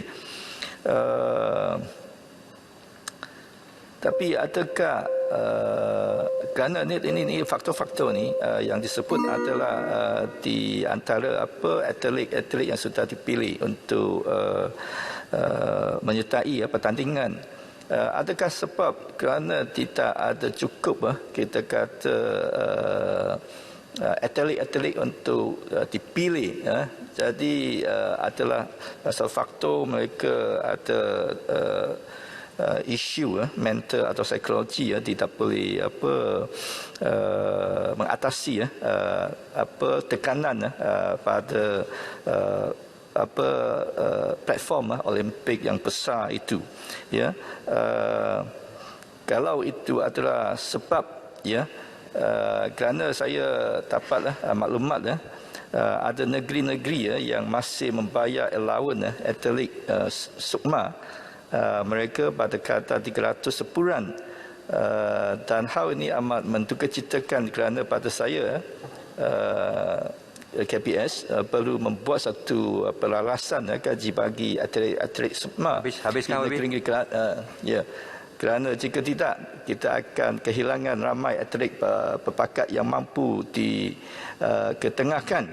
Jadi soalan saya adalah kerajaan telah menetapkan gaji minimum sebanyak 1,200 di dalam sektor pekerjaan. Adakah ini akan diselaraskan untuk atlet yang dipilih untuk sertai latihan-latihan, kalau tidak, saya tidak nampaklah kita ada cukup atlet-atlet atau orang yang berminat untuk memasuki sukan. Saya minta jawapan. Panjang sangat tu, Abi. Silakan. Terima kasih atas soalan tambahan yang panjang lebar. Saya cuma ingin memberitahu Yang Berhormat bahawa sukan adalah termasuk dalam senarai bersama ataupun concurrent list di mana pihak persekutuan, kerajaan persekutuan dan kerajaan negeri mempunyai bidang kuasa masing-masing. Dan pihak kementerian tidak boleh menetapkan gaji ataupun bayaran yang minimum kepada negeri-negeri, dan kebanyakan atlet-atlet yang terlibat di peringkat negeri adalah separuh masa part time dan bukannya sepenuh masa. Jadi kita tidak dapat campur tangan kepada pentadbiran-pentadbiran negeri yang mempunyai sumber-sumber berbeza dan keupayaan-keupayaan berbeza. Maka banyaklah keputusan yang telah dibuat di negeri tidak akan diselaraskan di pihak kementerian. Hampir keseluruhan atlet sukan sukma yang telah diketengahkan oleh negeri-negeri bukanlah merupakan atlet penuh masa. Jadi perlulah kita mengambil hakikat ini juga. Sekian, terima kasih. Terima kasih, Mas. Terima kasih, Mas. Tak ada sebelah sini. Terima kasih, Tan Sri Yang Dipertua. Saya mengamati jawapan dikemukakan oleh Timbalan Menteri tadi. Isu pertama ialah disebut tentang COVID-19 yang menjejaskan persiapan atlet untuk menjalani latihan. Tetapi tahukah kita atlet daripada Filipina, Hidlin Diaz dengan izin sebutan saya tak pasti sebutannya macam mana, tapi seorang atlet daripada Filipina ini dia telah memenangi pingat emas Olimpik dan berlatih di Jasin di Melaka, di sebuah bengkel yang agak uzur di Melaka. 2 tahun dia berlatih. Jadi adakah isunya ialah latihan ataupun isu-isu lain yang sebenarnya isu insentif dan sebagainya, kerana ada orang berlatih di tempat yang tidak sepatutnya di negara kita boleh menang pingat emas Olimpik angkat berat mewakili Filipina. Terima kasih. Terima kasih. Jawab Timbalan Menteri. Dalam kes atlet Filipina ini memangnya beliau ada pun mempunyai akses kepada kemudahan-kemudahan kementerian. Namun begitu pada masa-masa COVID, atlet kerana jurulatih berkenaan amatlah komite telah juga menyediakan kemudahan-kemudahan di kawasan perumahan ataupun di rumah dan tapak rumah beliau, dan ini menunjukkan komitmen yang amat penting, komitmen jurulatih dan komitmen atlet untuk mencapai kecemerlangan. Sekian, terima kasih. Terima kasih. Yang Berhormat Puan Jun Liao Siat Hui. Ya. Terima kasih Tan Sri Speaker. Soalan saya nombor 10. Terima kasih. Terima kasih. Yang Berhormat Timbalan Menteri. Ya. 3 minit. Assalamualaikum warahmatullahi wabarakatuh. Yang Berhormat Tan Sri Yang Dipertua, terima kasih. Yang Berhormat Hulu Selangor, berkenaan dengan soalan yang dibangkitkan, kerajaan mula menggalakkan amalan pengaturan kerja yang fleksibel di sektor awam maupun sektor swasta, khususnya semenjak berlakunya penularan pandemik COVID-19 pada tahun 2020. Galakan ini turut merangkumi gulungan pekerja wanita. Pengaturan kerja fleksibel ini membolehkan pekerja melaksanakan tugasnya mengikut waktu, hari atau tempat pekerjaan yang sesuai tertakluk kepada persetujuan majikan. Untuk buat masa ini, tiada dasar dan perundangan buruh yang spesifik untuk menetapkan waktu bekerja fleksibel bagi golongan wanita. Walau bagaimanapun, kerajaan amat prihatin terhadap keperluan golongan wanita dalam pengaturan waktu bekerja fleksibel yang dilihat dapat meningkatkan keharmonian dan kesejahteraan dalam pekerjaan. Dalam hal ini, Kementerian Sumber Manusia telah memasukkan peruntukan baharu berhubung waktu kerja fleksibel serta cadangan pengurangan waktu kerja mingguan dalam pindaan rang Undang-Undang Akta Kerja ataupun Akta 265 1955 yang akan dibaca buat kali kedua di Parlimen ini pada penghujung sesi ini. Sekian, terima kasih. Terima kasih. Soalan tambahan pertama. Terima kasih Tan Sri Yang Dipertua. Terima kasih atas usaha kerajaan untuk nak buat pindaan baru. Kita sedia maklum, wanita memainkan peranan yang sangat penting dalam arus pembangunan negara. Juga kita faham, kegangan golongan wanita, keutamanya yang telah berkeluarga disebabkan bertanggungjawab. Jadi soalan saya, apakah sebab utama kekurangan penyertaan golongan wanita dalam pasaran buruh negara, dan apakah usaha kerajaan untuk menarik minat golongan luar tenaga buruh khususnya wanita untuk memasuki pasaran buruh negara? Dan soalan satu lagi, adakah kerajaan berhasrat untuk mewajibkan setiap syarikat membuka childcare dengan izinnya sendiri sebagai usaha berterusan untuk menarik minat golongan wanita kekal bekerja, sebab dengan secara tidak langsung akan menyumbang kepada penambahan ekonomi negara? Sekian, terima kasih Tan Sri Yang Dipertua. Terima kasih. Silakan Yang Berhormat. Terima kasih. Tan Sri Yang di-Pertua berkenaan dengan soalan yang dibangkitkan tentang pasaran buruh wanita. Dan memang sekarang ini secara peratusannya kerajaan telah membuka satu pasaran yang sangat terbuka kepada wanita, terutamanya dalam bidang manufacturing. Dalam negara ini di semua peringkat industri yang ada dalam sektor industri. Kecuali sektor-sektor seperti sektor construction yang melibatkan heavy industry ini, jadi kita buka kepada sektor yang lebih kompeten kepada pasaran buruh wanita, iaitu seperti pasaran pasaran dalam sektor perkhidmatan, sektor pelancongan dan juga sektor manufacturing. Begitu juga dengan childcare yang dibangkitkan. Memang ini sangatlah kita bagi pihak kerajaan sangat menggalakkan semua majikan menyediakan childcare bagi memudahkan, bagi meringankan bebanan yang ditanggung oleh keluarga-keluarga muda ini bila ada satu persediaan childcare. Sekian, terima kasih. Terima kasih. Soalan tambahan kedua. Ada siapa? Tak ada? Ya, Kalau Gajah.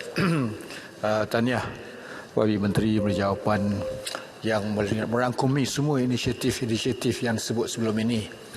Saya cuma nak bertanya, kalau tak boleh, tak ada statistik yang sedia ada, mohon jawapan bertulis. Dengan segala inisiatif yang telah dilaksanakan oleh kerajaan sebelum ini, berapakah peratusan keboleh pasaran wanita-wanita yang telah pun ditingkatkan kebolehan ataupun yang telah pun di-reskillkan ataupun di-upskillkan? Terima kasih. Terima kasih. Terima kasih kepada Yang Berhormat yang membangkitkan berkenaan dengan peratusan golongan wanita dalam pasaran ini, dan beberapa usaha telah diambil oleh pihak kerajaan, iaitu inisiatif yang pertamanya berkenaan dengan kursus jangka pendek yang mana dia panggil micro credential, bagi kita memasarkan golongan wanita ini dengan pengetahuan dan kemahiran dan juga tingkah laku. Dan begitu juga dalam peratusan ini saya akan beri dalam bentuk jawapan bertulis peratusan yang diminta. Yang keduanya, tujuan kita memang dalam kita meluaskan pasaran pekerjaan dalam negara kita yang menuju ke industri ini, kita telah melancarkan IR 4.0, iaitu kita akan menuju negara industri yang mana ini merangkumi, iaitu meluaskan peluang pembelajaran dan merealisasikan pelajaran dalam bidang TVET ataupun skill education yang akan menjadi pemangkin kepada negara industri ini menyalurkan skill workers ke dalam pasaran, terutamanya according to the industry need, request by the industry. Ini yang sedang kita rancangkan bagi membangkitkan apa yang dibangkitkan oleh Yang Berhormat tadi. Sekian, terima kasih. Terima kasih. Yang Berhormat Datuk Seri Dr. Haji Zulkifli Ahmad. Silakan Yang Berhormat. Terima kasih Tan Sri Yang di-Pertua. Soalan saya nombor 12. Dapat pencerahan. Yang Berhormat Timbalan Menteri. Ya. Terima kasih Tan Sri Yang di-Pertua. Terima kasih Yang Berhormat Kuala Selangor. Tuan Yang di-Pertua, berdasarkan rekod Kementerian Kesihatan Malaysia, pegawai perubatan latihan kontrak yang telah meletak jawatan sejak tahun 2017 hingga Jun 2021 adalah seramai 1,497 orang, iaitu 110 orang pada tahun 2017, 168 orang pada tahun 2018, 475 orang pada tahun 2019, 511 orang pada tahun 2020 dan daripada Januari sehingga 26 bulan 11 2021, 514 orang. Dalam hal penentuan peletakan jawatan ini, keputusan tersebut adalah merupakan hak yang diputuskan sendiri oleh pegawai atas sebab-sebab tertentu. Alasan peletakan jawatan yang telah dinyatakan adalah seperti berikut. Yang pertamanya, berkhidmat dalam sektor swasta. Okay, ada yang berminat untuk menyambung perkhidmatan dalam sektor swasta. atas sebab-sebab pribadi yang tidak dinyatakan. Yang ketiganya, berkhidmat di badan berkanun. Keempatnya, melanjutkan pelajaran. Yang kelimanya, masalah kesihatan. Dan ramai juga yang mempunyai masalah kesihatan, yang terpaksa mengambil rawatan dan sebagainya dan tidak dapat meneruskan kejayaannya. Yang keenam, berhijrah ke luar negara, dan ada juga yang bertekad untuk membuka klinik sendiri. Terima kasih ya. Terima kasih Yang Hormat Timbalan Menteri. Silakan. Terima kasih Tan Sri Ketua. Terima kasih Timbalan Menteri atas pencerahan itu, dan saya sangat memahami akan perkara-perkara yang telah dibangkitkan sebentar tadi.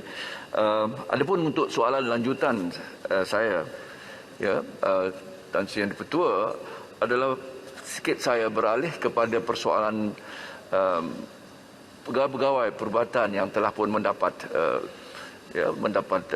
qualification masters dan PhD dalam bidang-bidang tertentu, seumpama clinical research, medical legal, yang sehingga hari ini belum diiktiraf dan sekaligus tidak dimasukkan dalam dan diwartakan dalam NSR ataupun National Special Register itu. Jadi apakah langkah-langkah ke depan untuk MOH atau KKM maju dengan perkembangan semasa, di mana negara-negara seumpama UK dan yang lain yang mengiktiraf contohnya clinical research physician contohnya, dan juga bidang-bidang lain yang saya sebutkan tadi. Apa pencerahan atas perkara ini? Terima kasih Tan Sri Yang Dipertua. Terima kasih Timbalan Menteri, menunggu jawapan. Silakan Yang Hormat Timbalan Menteri. Terima kasih Tan Sri Ketua.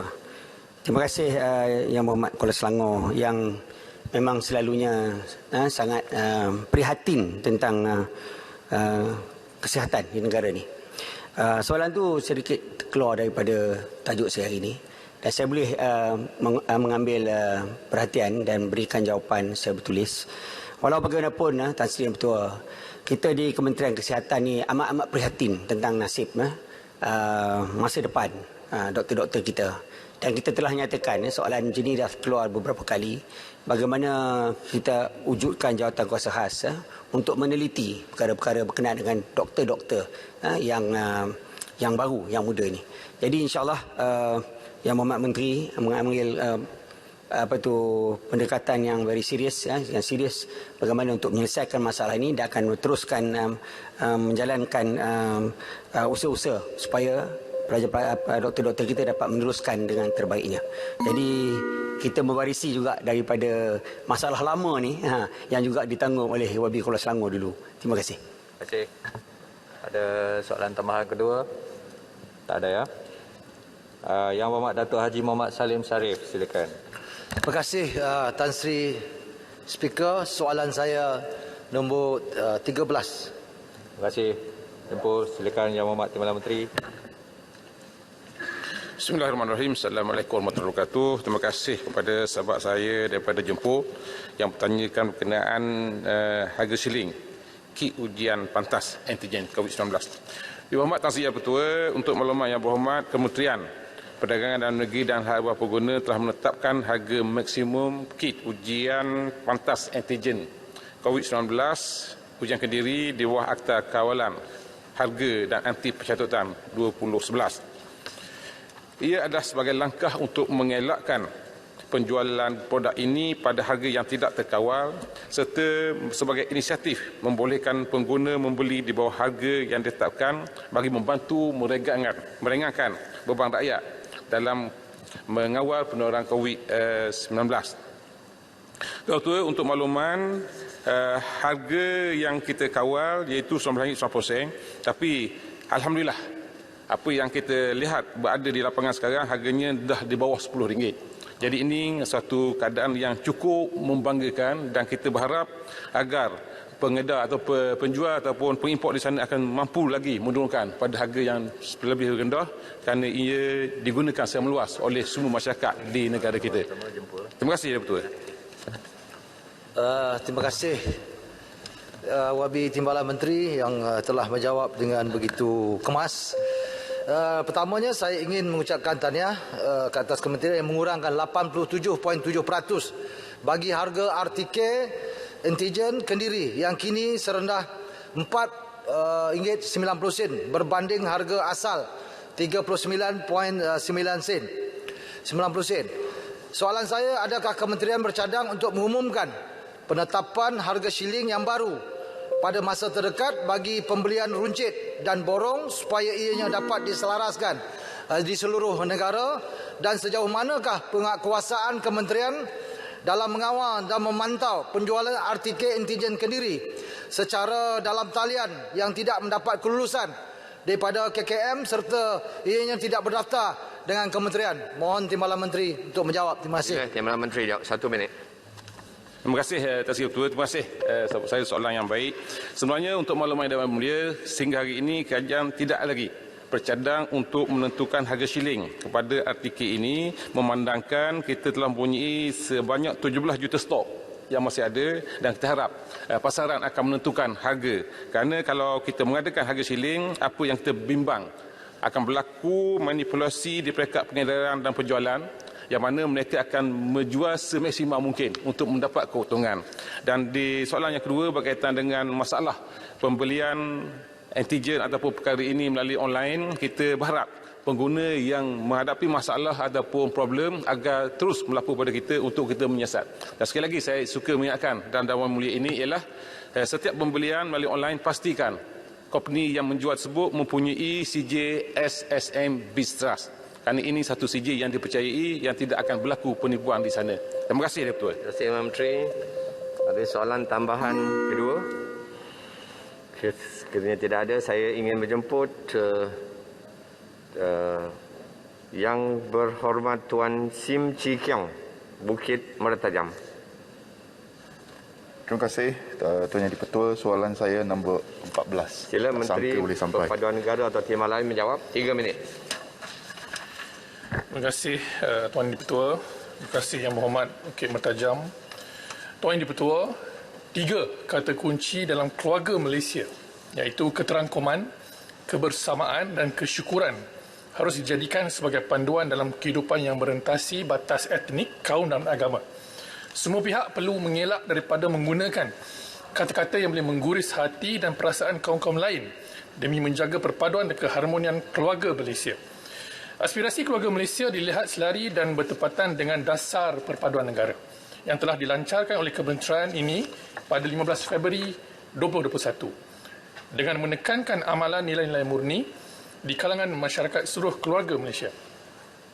Selain daripada dasar perpaduan negara yang merupakan dasar payung kepada agenda perpaduan nasional, rangka tindakan ataupun blueprint perpaduan negara 2021-2030 yang baru dilancarkan semalam perlu dilihat bersama bagi menjelaskan lagi langkah-langkah strategik yang perlu diambil agar ia dapat menghasilkan impak secara langsung kepada rakyat. Selain daripada 2 dokumen dasar tersebut, Kementerian Perpaduan Negara juga telah melancarkan Pelan Tindakan Perpaduan Negara 2021-2030 dan kami Pelan Perpaduan Keluarga Malaysia yang merentasi kementerian, agensi, pertubuhan bukan kerajaan dan swasta bagi mencapai agenda perpaduan nasional seiring dengan semangat keluarga Malaysia.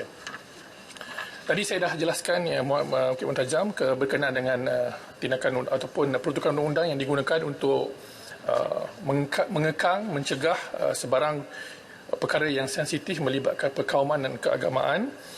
Dan yang ingin saya tekankan di sini, di bawah semangat keluarga Malaysia, kita tekankan semangat muhibah berkenaan dengan kefahaman, dan kita perlu hapuskan kejahilan tentang perbezaan-perbezaan yang ada yang boleh menimbulkan salah faham dan salah laku oleh rakyat maupun mana-mana individu dan kumpulan.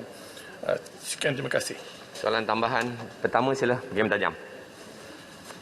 Terima kasih kepada Tuan Speaker dan saya nak ucapkan terima kasih kepada jawapan yang diberikan oleh Timbalan Menteri Perpaduan.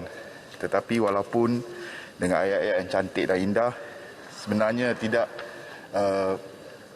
menggambarkan realiti kerajaan pada hari ini. Saya nak tunjukkan ataupun saya nak tanya kepada Timbalan Menteri, sebab Timbalan Menteri pernah menyatakan bahawa sekolah vernacular perlu dimansuhkan. Ini sebenarnya bertentangan dengan semangat yang kononnya keluarga Malaysia, dan sekolah vernacular juga dijamin bukan saja oleh undang-undang tetapi juga oleh sejarah dan budaya negara kita. Dan salah satu salah faham ialah sekolah vernacular ini tidak memupukkan kesepaduan. Ini saya rasa ini tidak benar. Sedangkan silibus sukatan mata pelajaran, guru-guru, guru besar, pentadbir sekolah semuanya di bawah kelolaan Kementerian Pendidikan. Jadi kalau seorang timbalan menteri kononnya daripada Kementerian Perpaduan menyatakan supaya sekolah vernacular dimansuhkan, maka saya tidak ada keyakinan. Saya nak tanya sebab Menteri Perpaduan kata tidak akan dimansuhkan, timbalan Menteri Perpaduan kata sekolah vernacular perlu dimansuhkan. Jadi saya nak tanya pendirian timbalan menteri di sini, ya, selaras dengan semangat keluarga Malaysia, apa pendirian sekarang oleh timbalan Menteri Perpaduan tentang sekolah vernacular ini? Terima kasih. Terima kasih Ketua Majam. Sila Timbalan Menteri. Terima kasih Yang Berhormat Menteri Tajam, sahabat saya. Yang pertama, kenyataan yang saya buat berkenaan dengan sekolah vernacular adalah atas kapasiti saya sebagai Ketua Pemuda Bersatu, bukan sebagai timbalan Menteri Perpaduan pada tahun lalu. Dan yang saya tekankan dalam kenyataan saya itu ialah berhubung dengan perlunya ada satu usaha yang kukuh untuk memastikan sekolah-sekolah vernacular mendaulatkan bahasa Melayu sebagai bahasa yang boleh menghubungkan perpaduan antara pelajar, guru dan masyarakat. Saya rasa ini satu perkara yang penting yang perlu kita teliti bersama. Yang mana kalaulah saya yakin ada lebih ramai pelajar-pelajar dan juga individu-individu seperti Yang Berhormat Wakil Mentajam yang memahami persuratan Melayu dengan baik, mampu bertutur bahasa Melayu dengan baik, saya yakin inilah produk yang ingin kita jadikan contoh sebagai ejen perpaduan di peringkat sekolah vernacular. Jadi yang saya masukkan di situ bukanlah mansuhkan tutup, tapi ialah memantapkan bahasa Melayu sebagai bahasa pengantar di sekolah vernacular. Soalan tambahan kedua saya jemput yang ke... Ini jelas tidak benar. Saya jemput soalan kedua. Jawapan yang tidak benar sebab satu saja. Saya jemput yang berapa jemput. Sekolah vernacular dimansuhkan. Okey. Terima kasih. Kalau nak tambah baik bahasa Melayu, kita boleh tambah baik. Terima kasih. Bukan dengan memansuhkan sekolah vernacular. Timbalan Menteri telah memberikan satu jawapan yang tidak benar dan menyelewengkan Dewan ini berkenaan dengan pendirian dan juga kenyataan beliau. Speaker. Saya dah jemput. Jemput. Terima kasih Datuk Speaker. Mengambil kira semangat keluarga Malaysia, adakah Kementerian Perpaduan memikirkan bahawa kita kena mengadakan suatu model di mana sebelum memulakan sidang parlimen, adakah lebih baik menyanyikan lagu negaraku dan juga membaca ikrar rukun negara? Apa pandangan ataupun kementerian? Isu ini saya dah bawa 2 kali tapi tak ada feedback. Apa pandangan timbalan menteri yang ada dan juga semangat Ketua Pemuda Bersatu? Sila timbalan. Saya setuju Jambul. Terima kasih Yang Berhormat Jempol, satu cadangan yang bernas. Sebenarnya di peringkat kementerian kita sendiri dalam semua aktiviti-aktiviti yang kita lakukan, contohnya semalam pelancaran Pelan Tindakan Perpaduan Negara, memang sebaik saja kita menyanyikan lagu negaraku, kita juga membaca ikrar rukun negara. Jadi ini satu pendekatan yang saya rasa boleh kita pertimbangkan di peringkat Dewan Rakyat dan Dewan Negara untuk kita menunjukkan contoh yang baik kepada masyarakat bahawasanya perkara ini mampu membenihkan rasa cinta dan sayang sesama kita dan juga kepada negara. Saya bersetuju dengan cadangan Yang Berhormat Berjemput dan kementerian akan pertimbangkan. Terima kasih. Terima kasih Menteri. Paling berhormat, sekarang tambahlah sesi untuk waktu pertanyaan-pertanyaan bagi jawab lisan pada hari ini. Terima kasih Ahli Berhormat. Usul. Tuan Yang Dipertua, mengikut peraturan mesyuarat 12.1, saya mohon mencadangkan bahawa mesyuarat pada hari ini tidak akan ditangguhkan sehingga selesai dibahas dan diputuskan dalam peringkat jawatankuasa Kementerian Belia dan Sukan dan Kementerian Tenaga dan Sumber Asli bagi rang Undang-Undang Perbekalan 2022 dan usul Anggaran Perbelanjaan Pembangunan 2022, dan selepas itu majlis mesyuarat akan ditangguhkan sehingga jam 10 pagi hari Selasa 30 November 2021. Ada yang menyokong? Jadi betul, saya mohon menyokong. Ahli Berhormat, sekarang saya kemukakan masalah kepada majlis untuk diputuskan. Masalahnya ialah bahawa usul seperti yang dikemukakan tadi adalah disetujukan. Ahli-ahli bersetuju kata bersetuju. Yang tidak kata tidak. Lebih suara bersetuju, usul disetujukan.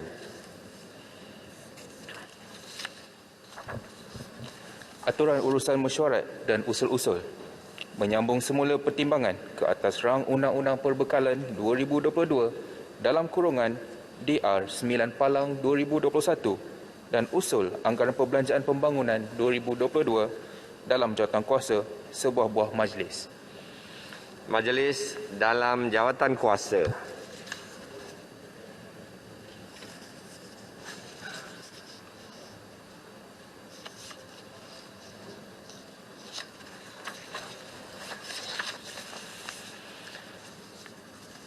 Yang berhormat Kepala Bekalan B45 dan Kepala Pembangunan P45 di bawah Kementerian Belia dan Sukan terbuka untuk dibahas. Yang berhormat, saya ada senarai seramai 16 ahli yang berhormat untuk berbahas. Senarainya adalah seperti berikut. Pertama, Yang Berhormat Pasir Mas dan Bukit Mentajam, Jerai, Johor Bahru, Parit, Lumut, Teberau, Sandakan, Stiu, Batu, Tumpat, Batu Gajah, Kuala Kerai, Tampin, Dungun dan Labuan. Sekarang saya jemput Yang Berhormat Pasir Mas, 5 minit. Assalamualaikum warahmatullahi wabarakatuh. Terima kasih Datuk Datuk Pengerusi. Saya terus merujuk kepada butiran 031000 butiran B45 Malaysia Future Leaders School anggaran 2021 ialah 16.5 juta ringgit Malaysia, pada tahun 2022 5.9 juta ringgit Malaysia.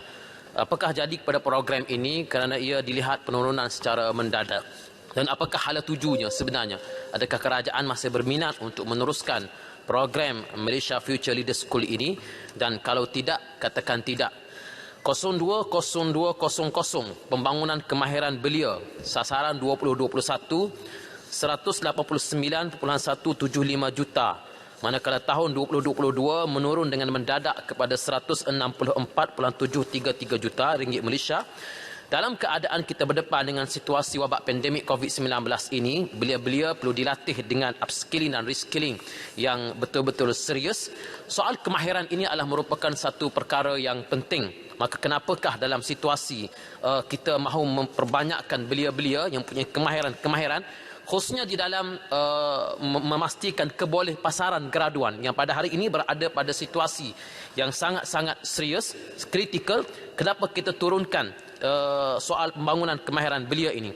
031500 International Youth Center tahun 2021 tiada peruntukan. Tahun 2022 diperuntukkan 2 juta ringgit Malaysia. Apa dia IYC ini, iaitu International Youth Center ini? Bilakah ia dilancarkan? Apakah misi dan objektif penubuhannya? Bagaimanakah ia beroperasi dan sebagainya? Pembinaan Stadium Bukit Merbau Pasir Putih. Saya mengimbau ucapan Yang Berhormat Menteri Keuangan menyebut bahawa Stadium Bukit Merbau di Pasir Putih ini di antara misi yang akan ataupun di antara stadium yang akan dimulakan pembinaannya pada tahun 2022. Tapi di manakah butirannya ia diletakkan di dalam bajet 2022 ini? 031200 penyelenggaraan kem wawasan negara. Tahun 2021 anggaran 2 juta ringgit Malaysia, tahun 2022 diperuntukkan 3 juta. Apakah program di bawah kem wawasan negara ini? Saya cadangkan kesedaran mengundi juga hendaklah dimasukkan ke dalam mana-mana silibus di dalam kem wawasan negara ini.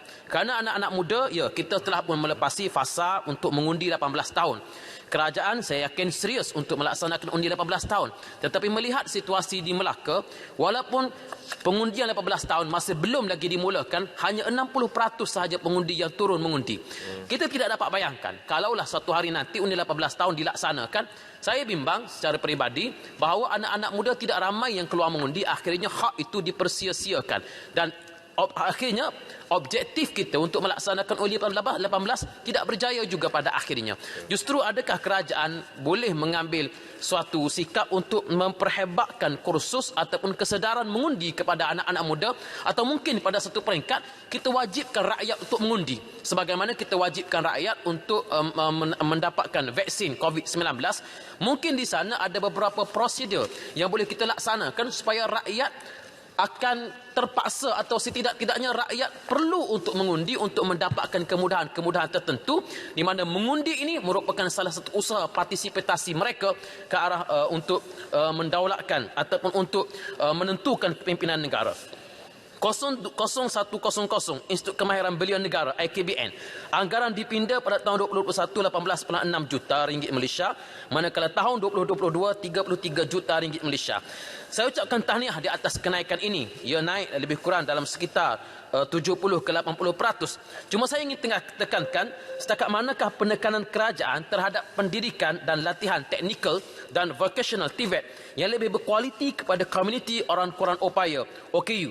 Adakah mereka ini diperuntukkan dengan peruntukan tertentu di dalam IKBN ini? Kerana ada perbahasan-perbahasan yang saya dengar di Dewan Rakyat dan juga di Dewan Negara mendekatkan soal pengajian khusus untuk TVET kepada OKU di IKBN. Kerana mereka ini, OKU ini, Datuk yang pengurusi, kalau mereka diberikan peluang, mereka akan berjaya lebih daripada orang-orang yang normal. Tak kira dalam apa bidang sekalipun. Saya ingin ucapkan tahniah. Mengambil kesempatan ini, saya ucapkan tahniah kepada seorang remaja istimewa daripada Kelantan. Artis seorang yang bernama Asif Suhaimi memenangi anugerah artis komedi popular, anugerah bintang popular. Berita harian ke-34 baru-baru ini menewaskan pelakon ataupun artis-artis yang lain. Seorang remaja istimewa OKU bila diberikan peluang boleh memenangi anugerah, dan ia berlaku akibat dibimbing oleh rakan sebayanya saudara Syahmi Sazli, yang kalau saya diberikan peluang untuk mencadangkan, Syahmi ini perlu untuk dianugerahkan sebagai tokoh pembimbing belia negara, berjaya membimbing seorang remaja OKU untuk mendapat anugerah artis komedi popular. Sekian, terima kasih. Terima kasih Yang Berhormat Pak Simang. Sekarang saya jumpa Yang Berhormat Bukit Mentajam. Terima kasih Timbalan Pengerusi. Saya terus masuk ke B45 butiran 020100 belia dan sukan, khususnya Kod Objek Am 10000 untuk tujuan emolument. Ada 3 perkara di sini. Pertama ialah saya nampak ada pengurangan sebanyak pengurangan jawatan, hampir 100 jawatan di dalam Jabatan Belia dan Sukan Negara. Dan keduanya pengurangan perbelanjaan. Kita nampak contohnya pada tahun 2020 peruntukan untuk emolument adalah lebih kurang 71.5 juta ringgit, manakala pada tahun 2022 ini dalam belanjawan 2022 peruntukan untuk emolument hanya 67.7 juta ringgit. Soalan saya ialah, adakah ini bermaksud bilangan pekerja perkhidmatan tetap akan ataupun sudah dikurangkan di Jabatan Belia dan Sukan Negara secara khususnya dan secara amnya di Kementerian Belia dan Sukan? Sebab kalau kita rujuk kepada Kod Objek Am 10000 untuk keseluruhan kementerian, kita juga mendapati ada penurunan dalam peruntukan dari segi emolument. Dan ketiganya, saya nampak ada pertambahan pula untuk kod 200000. Ya, kalau dirujuk, kod ini merujuk kepada perkhidmatan dan bekalan, iaitu antara lain bayaran kepada pekerja kontrak, sambilan, separuh masa dan sebagainya. Ada peningkatan ya. Dari segi emolument pekerja tetap ada pengurangan, manakala untuk peruntukan perkhidmatan dan bekalan ada peningkatan. Jadi saya nak tanya, adakah ini bermaksud pekerja tetap dikurangkan dan pekerja kontrak ditambah? Keduanya ialah 020300 di bawah Majlis Sukan Negara. Pada tahun 2020, KBS telah memperuntukkan 10 juta ringgit buat kali pertamanya ya di bawah pimpinan Kerajaan Pakatan Harapan untuk pembangunan sukan bagi wanita. Ini first time ada peruntukan khusus untuk sukan wanita. Saya nak tanya, di bawah belanjawan 2022 ini, berapakah peruntukan khusus kepada pembangunan sukan untuk wanita diberikan?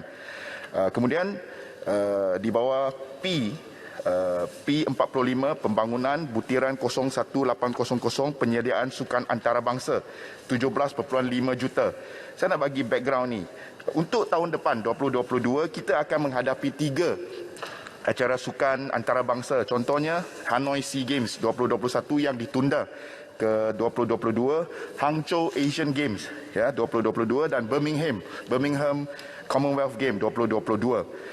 Dengan peruntukan 17.5 juta ini, adakah yang mencukupi? Sedangkan kalau kita bandingkan dengan peruntukan belanjawan 2018 yang memperuntukkan 71.5 juta bagi berdepan dengan Commonwealth Games di Gold Coast 2018 dan Asian Games di Jakarta 2018. kita nampak perbezaan yang amat besar. Adakah ini menunjukkan bahawa KBS, Majlis Sukan Negara, sudah tidak berminat untuk mengejar pingat dan kemenangan di sukan-sukan antarabangsa ini? Ya? Dan keduanya saya juga difahamkan di bawah peruntukan yang sama, atlet Paralimpik Tokyo 2020, Paralimpik Tokyo 2020 yang baru diadakan lebih kurang 3-4 bulan yang lepas, masih lagi belum menerima skim hadiah kemenangan sukan ataupun syakam yang mereka layak, terutamanya untuk pemenang pingat emas iaitu sebanyak RM1 juta seorang. Dah hampir 3 bulan lepas acara penutup untuk Tokyo 2020 Paralimpik, mereka masih lagi belum dapat insentif yang sepatutnya layak diterima mereka. Saya nak tanya, bilakah insentif ini boleh diberikan?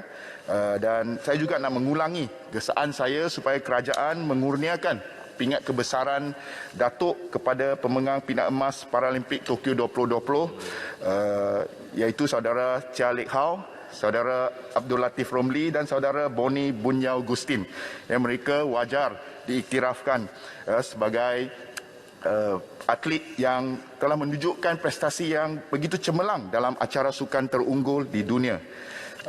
Mungkin juga tentang Majlis Sukan Negara 020300, saya nak tanya, status jawatan kuasa mencegah gangguan dan penderaan yang dahulunya pada ketika pentadbiran Pakatan Harapan diketuai oleh Datuk Lau Beng Chu, iaitu bekas Setiausaha Agung Majlis Olimpik Malaysia, dan dianggotai oleh tokoh-tokoh sukan wanita seperti Datuk Marina Chin, Datuk Zaitun Osman dan sebagainya. Saya nak tanya apa statusnya, terutamanya dengan pendedahan oleh atlet-atlet wanita kita tentang kes-kes gangguan seksual yang berlaku ke atas mereka. Nak tanya tentang status perkara ini. Terima kasih. Terima kasih. Pengerusi. Yang berhormat Kim Tajam. Seterusnya saya jumpa yang berhormat Jerai. Assalamualaikum warahmatullahi wabarakatuh dan salam sejahtera. Terima kasih kerana memberi peluang untuk saya berbahas dalam sesi perbahasan bagi Kementerian Belia dan Sukan.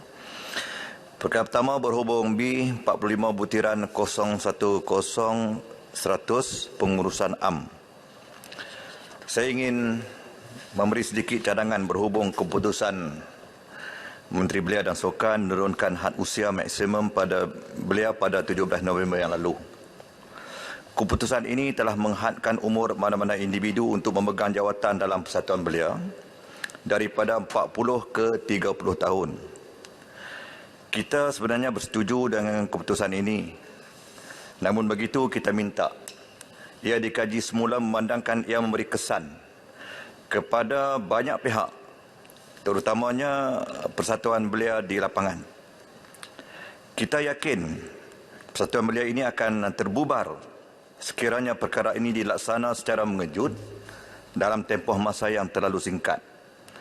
Akta had umur, Akta Belia 668 pindaan 2019 iaitu had umur belia 15 hingga 30 tahun yang akan bermula pada 1 Januari 2022 perlu dilakukan secara berperingkat. Jika boleh, saya punya pandangan ditangguhkan dulu sehingga 2023. Pelaksanaan boleh dibuat secara berkala. Sebagai contoh, tahun depan 30% dalam kalangan umur 30 ke bawah. Tahun lagi sekali 60% dan tahun seterusnya barulah 100% umur 30 ke bawah. Jadi ia tidaklah terlalu tergepah-gepah kita buat keputusan. Hal ini kerana berdasarkan pemerhatian apa yang kita dapat lihat dalam masyarakat kita, mereka yang berusia 30 tahun ke bawah masih lagi sibuk memikirkan kerjaya. Umur 31 hingga ke 40 adalah satu tempoh usia yang boleh kita katakan mereka mempunyai pengalaman yang sangat luas dan stabil dari pelbagai sisi kehidupan. Faktor umur ini juga banyak mempengaruhi hasil sesuatu keputusan. Seterusnya, kedua, P45-02007 Kompleks Sukan Komuniti. Tahun 2021, sebanyak 5,513,120 diturunkan menjadi 1,703,000 pada tahun 2022. Saya merasakan peruntukan bagi butiran ini seharusnya dibesarkan kerana kewujudan kompleks sukan komuniti merupakan sesuatu yang sangat penting. Kemudahan kompleks sukan bersepadu untuk setiap daerah perlu diwujudkan bagi menggalakkan belia-belia aktif dalam sukan dan sekaligus dapat mengurangkan aktiviti tidak sihat. Bawah butiran sama, Datuk Pengerusi, saya berpendapat bahawa menjadi keperluan untuk pihak kementerian menambah fasiliti sukan berprestasi tinggi di Kedah. Sukan prestasi tinggi ini sangat berbeza pendekatan dengan sukan sebagai rekreasi dan sukan dalam komuniti yang masyarakat terlibat kerana minat, kesihatan, bersosial dan perkhidmatan adalah secara mengisi masa lapang. Manakala untuk prestasi tinggi ini matlamat akhir adalah pencapaian tertinggi pingat di Sukan C, Asia, Commonwealth dan Olimpik. Atlet berprestasi tinggi boleh berlatih setiap hari. Sebagai contoh, di Kedah kita kekurangan fasiliti billiard room. Di zon utara masih tiada. Stadium olahraga di Kedah hanya sebuah saja, iaitu Stadium Darul Aman. Ianya sangat terhad untuk para atlet nak berlatih kerana berkongsi dengan bola sepak. Ketiga, perkara B45 butiran 030900 program belia dan sukan.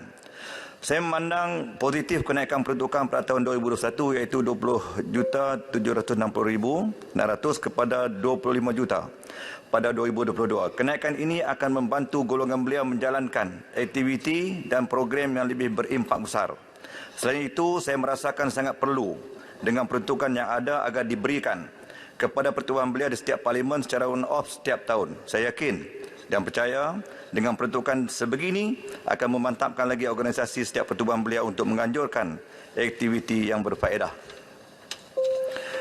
Yang terakhir, B45 butiran 020200. Program pembangunan kemahiran. Peruntukan bagi butiran ini diturunkan sebanyak 2 juta. Program pada 2021 sebanyak 189,175,400. Namun pada 2022 hanya 164,733,800. Program pembangunan kemahiran ini sangat penting terutama kepada pelajar tercicir. Inisiatif KBS mendaya upaya gerakan belia. KBS ada menyalurkan dana sebanyak 7 juta sebagai bantuan pentadbiran. Dana tahunan berkenan diperuntukkan oleh kerajaan melalui KBS kepada Majlis Belia dan Sukan. Di kesempatan ini, saya selaku ahli Parlimen Jerai ingin mengucapkan syabas dan tahniah atas penerimaan anugerah penerapan 5 bintang pada Majlis Belia Daerah Yan dan Persatuan Kelab Belia Malaysia MOIC Daerah Yan. Sekian saja Datuk Pengerusi. Terima kasih. Terima kasih Jerai. Sekarang saya jumpa Yang Berhormat Johor Bahru. Terima kasih kepada Pengerusi. Assalamualaikum. Saya terus kepada maksud pembangunan P45 00906 program pembangunan ahli sukan, skim kumpulan ahli sukan. Pada belanjawan yang lepas, untuk makluman Menteri, saya telah bangkitkan kepada Menteri sebelum ini iaitu YB Kepala Batas mengenai keperluan memberi perlindungan dan juga peluang kerjaya kepada atlet kita dan juga bekas-bekas atlet.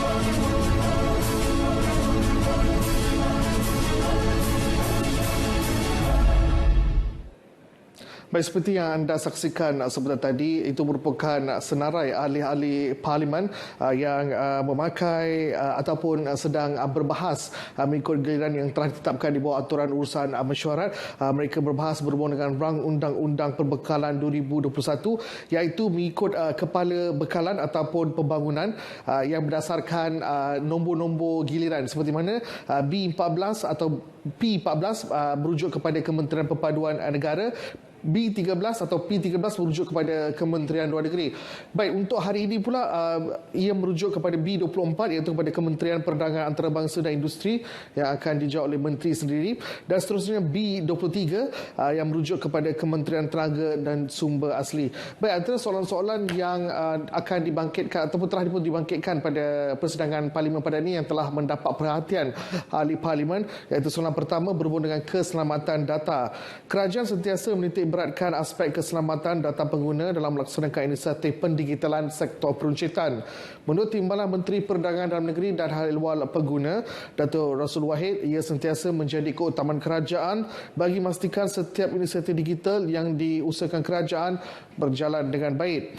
Tambahnya, tindakan tegas juga akan diambil kepada mana-mana pihak yang bertindak membocorkan data pengguna digital untuk kepentingan mereka. Beliau menjawab soalan tambahan Ahli Parlimen Ulangan Dato' Hasanuddin Muhammad Yunus. Baik, seterusnya soalan yang kedua juga turut menarik perhatian Dewan, iaitu berkenaan dengan aduan-aduan terhadap bangunan-bangunan di bawah penjeliaan pihak berkuasa tempatan seperti Pangsapuri. Sebanyak 19,911 aduan berhubung para penghuni bangunan seperti Pangsapuri telah diterima bagi tahun 2020 oleh Pesuruhjaya Bangunan di seluruh negara, tidak termasuk Sabah dan Sarawak. Daripada jumlah keseluruhan aduan yang diterima, sebanyak 19,719 aduan telah diselesaikan oleh pihak Pesuruhjaya Bangunan dan baki 192 aduan pula masih dalam pelbagai peringkat penyelesaian. Jelas Timbalan Menteri Perumahan dan Kerajaan Tempatan Datuk Seri Dr. Ismail Abdul Muttalib, penguatkuasaan dan kawal selia bangunan berkenaan dilaksanakan oleh Pesuruhjaya Bangunan yang dilantik oleh pihak berkuasa negeri berkenaan bagi sesuatu kawasan pihak berkuasa tempatan PBT. Selangor merupakan negeri tertinggi yang buat aduan, iaitu 9,307, diikuti wilayah Persekutuan Kuala Lumpur 5,363 dan diikuti oleh Johor iaitu 227 aduan. Datuk Seri Dr. Ismail menjawab pertanyaan Ahli Parlimen Bukit Bintang Fong Kuih Lun. Dan seterusnya soalan ketiga yang turut menarik perhatian berkenaan dengan varian baru COVID-19 iaitu Omicron. Kerajaan sedang meneliti keberkesanan vaksin terhadap varian baru COVID-19 Omicron. Jelas Timbalan Menteri Kesihatan Datuk Dr. Nur Azmin Ghazali, rakyat perlu berhati-hati dan terus mematuhi SOP yang telah ditetapkan oleh kerajaan.